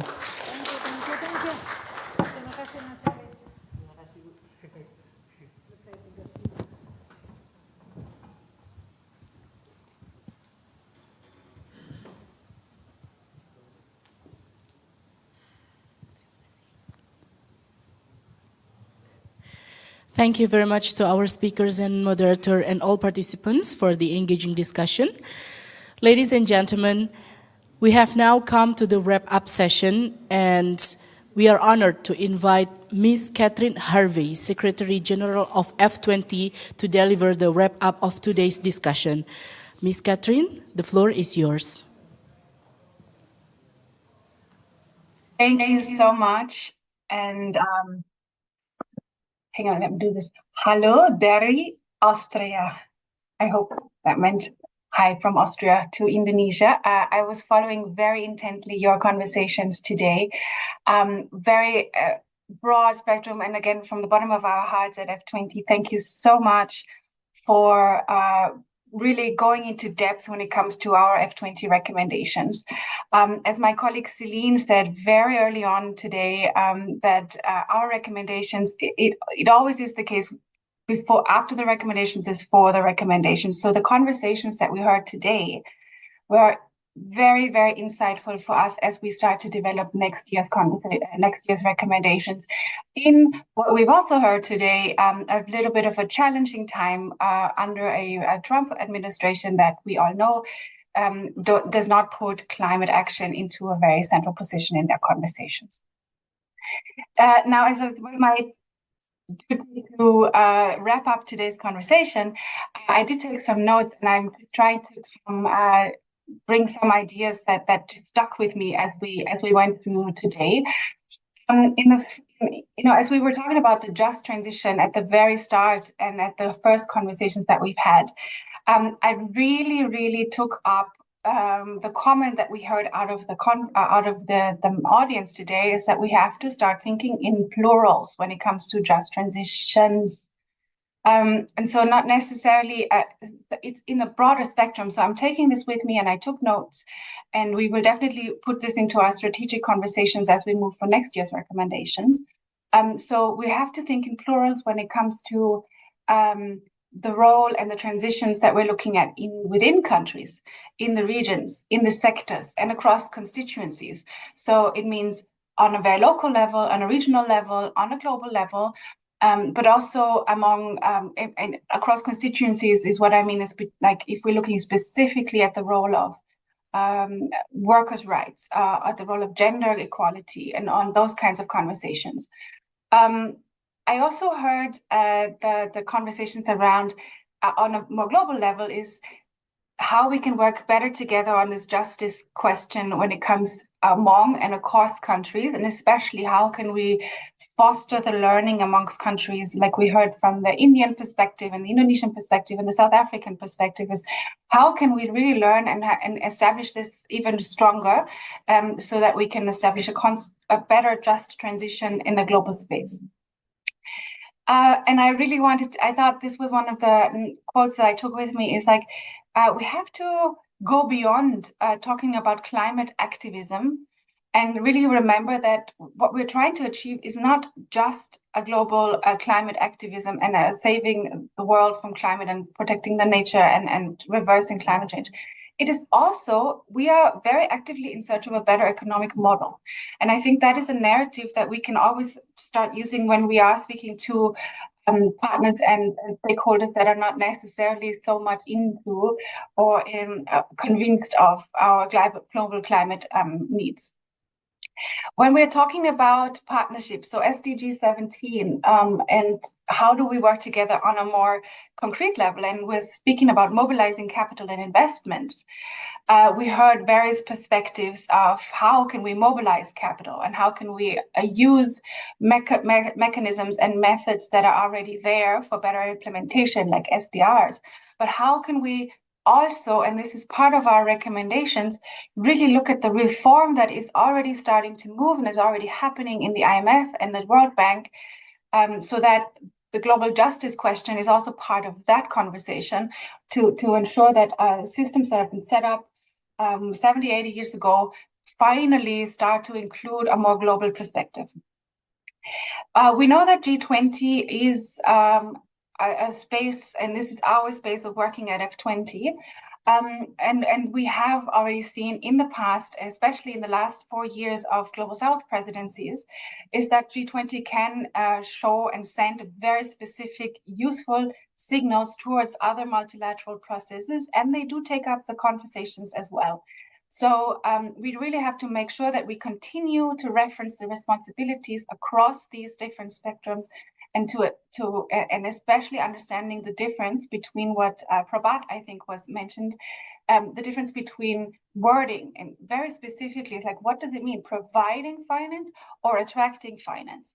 So who carries the burden? Who has the responsibilities when we are thinking about justice questions in the climate conversation? We also heard that, especially coming out of the conversations on the G20 presidency in South Africa, that not only are many countries, especially in the Global South, dealing with a debt crisis, but they're also burdened by a very unbalanced and unjust way of how much capital costs for people, for countries to take on. So climate justice is actually also a question of debt cost justice, and there are certain mechanisms and conversations and platforms already in the space that would probably need more attention, and then whose messages we have to, as a community, start to also protect and project further out, like the work that the G20 Compact of Africa for Africa has been doing, but also the work that is coming out of the newly established expert panel, African expert panel, who are specifically conversations, who are specifically leading conversations around cost of capital. One of the interesting ideas and methods that came out of, and tools that came out of maybe already on last year's Brazilian presidency, but has been very much solidified this year in South Africa, has been the ideas around country platforms. So, and yes, this is a great way of making something work on a level that is really country-led, but it has to be exactly that, country-led. It has to bring together all the key partners to ensure inclusivity and participation, and to also ensure, like one of the country platforms, the JETPs, so the Just Energy Transition Partnerships, to really include the workers, the local government, the local businesses, but the governments and the actual people who need, in this example, access to energy and clean energy, and to really help that kind of justice in terms of access, but also justice in terms of leapfrogging and not having to go through all a million other steps that we already know are not necessarily working on a climate perspective. And then last but not least, in terms of agriculture, biodiversity, we heard some very interesting input on very specifically what climate smart agriculture means on an Indonesian context, and how it really contributes to climate action and food security on a very specific regional level. And I did like the question that came out of the audience. Oh, my time is up. About implementation questions. And last but not least, really have to understand that climate change can erode previous development goals. So the idea that Raisa shared with us on the international approach to create value for money is really, really important, especially in a space like we also heard when it comes to shrinking ODA budgets. I'm taking with me, and this is actually really my last point, that we will have to continue working with the G20. It is such an important platform where there are these open conversations between BRICS and the G7, where can really, really move mountains. And so we will do this, and we will always and continue to understand the G20 not just as the individual yearly presidency country, but also as a very inclusive multilateral space that has the open space and the mechanisms and the conversations to send the right kind of signals in a multilateral world that is unfortunately not as vibrant as we all hope it would be. I leave it at that. Thank you again so much from the bottom of our hearts.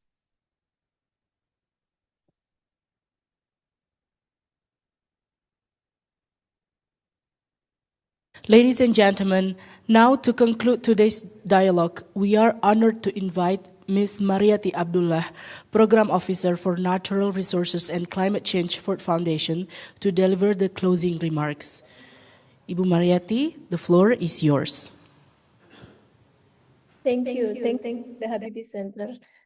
Distinguished ladies, guests, and gentlemen, it was an honor for me to be here in the F20 Multi-Stakeholder Dialogue Road to G20 Summit for the F20 call for the just transition and climate justice. Please also accept my apologies for not being there in the Maurice. And in this momentum, I want to emphasize some key points for us to take as a consideration together for calling the just transition and climate justice, particularly through the G20 mechanism. First, ladies and gentlemen, as the leading global platform for the major emerging economic, G20 must ensure that economic growth and development quality align with the inclusive and redistributive economic outcome. These involve leveraging ambition effort to tackle the global climate crisis by reducing emissions and promoting the green economy through participatory and accountable and also just transition mechanism. Second, I see that the green economy transition and economic democratization should also enable alternative model that protect community and land connected people right, fostering an inclusive and regenerative economy that also fulfill the economic, social, political, and civil rights.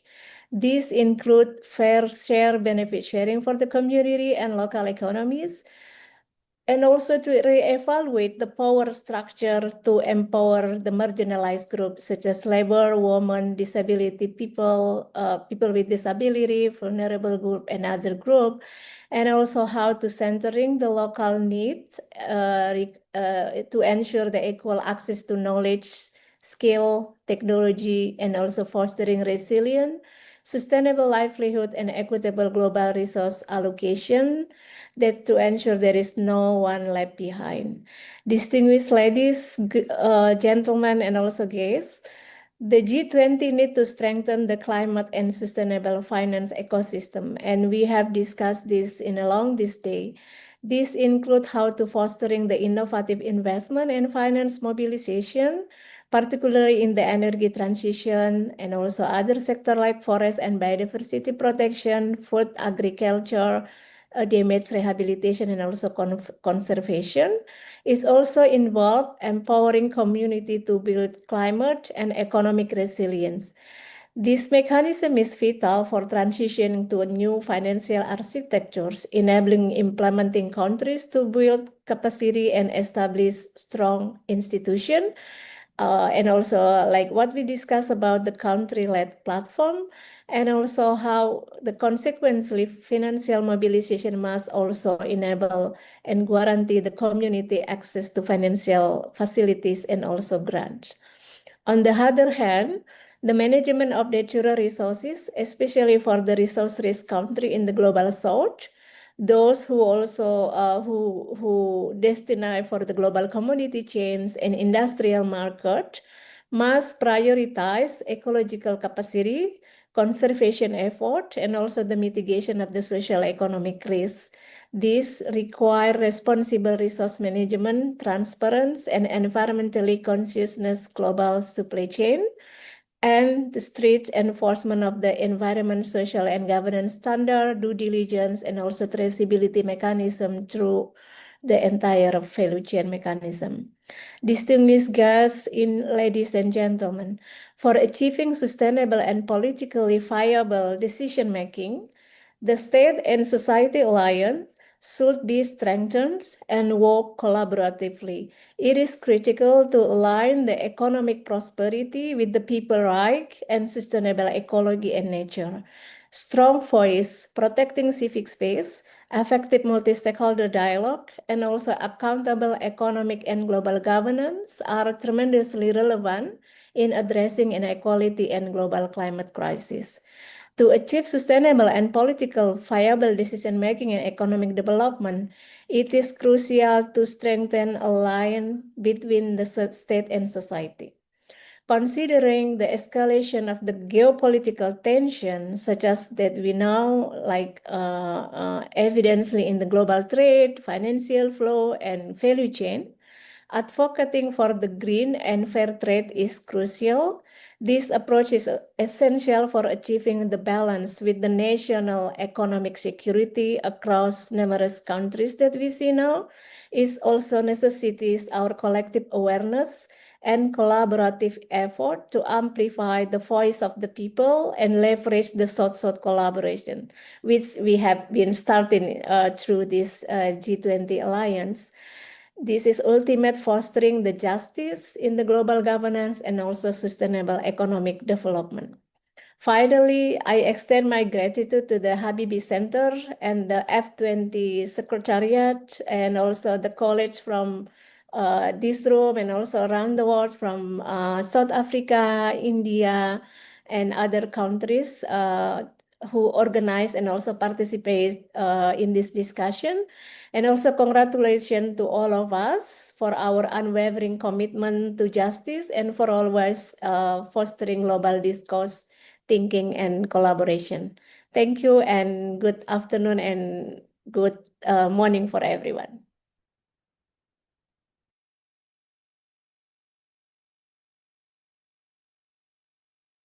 Yes, ladies and gentlemen, we have now come to the end of today's dialogue.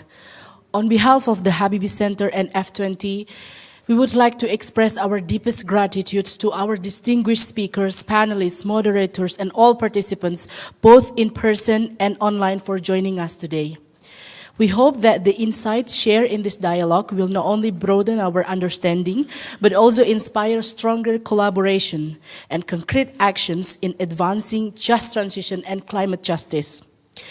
Ladies and gentlemen, as we conclude, we would greatly appreciate if you could take a moment to scan the barcode on the screen that will be displayed on the screen later and provide your feedback on today's event and to download the speaker's materials. Ladies and gentlemen, thank you once again for your presence and participation. Wassalamualaikum warahmatullahi wabarakatuh.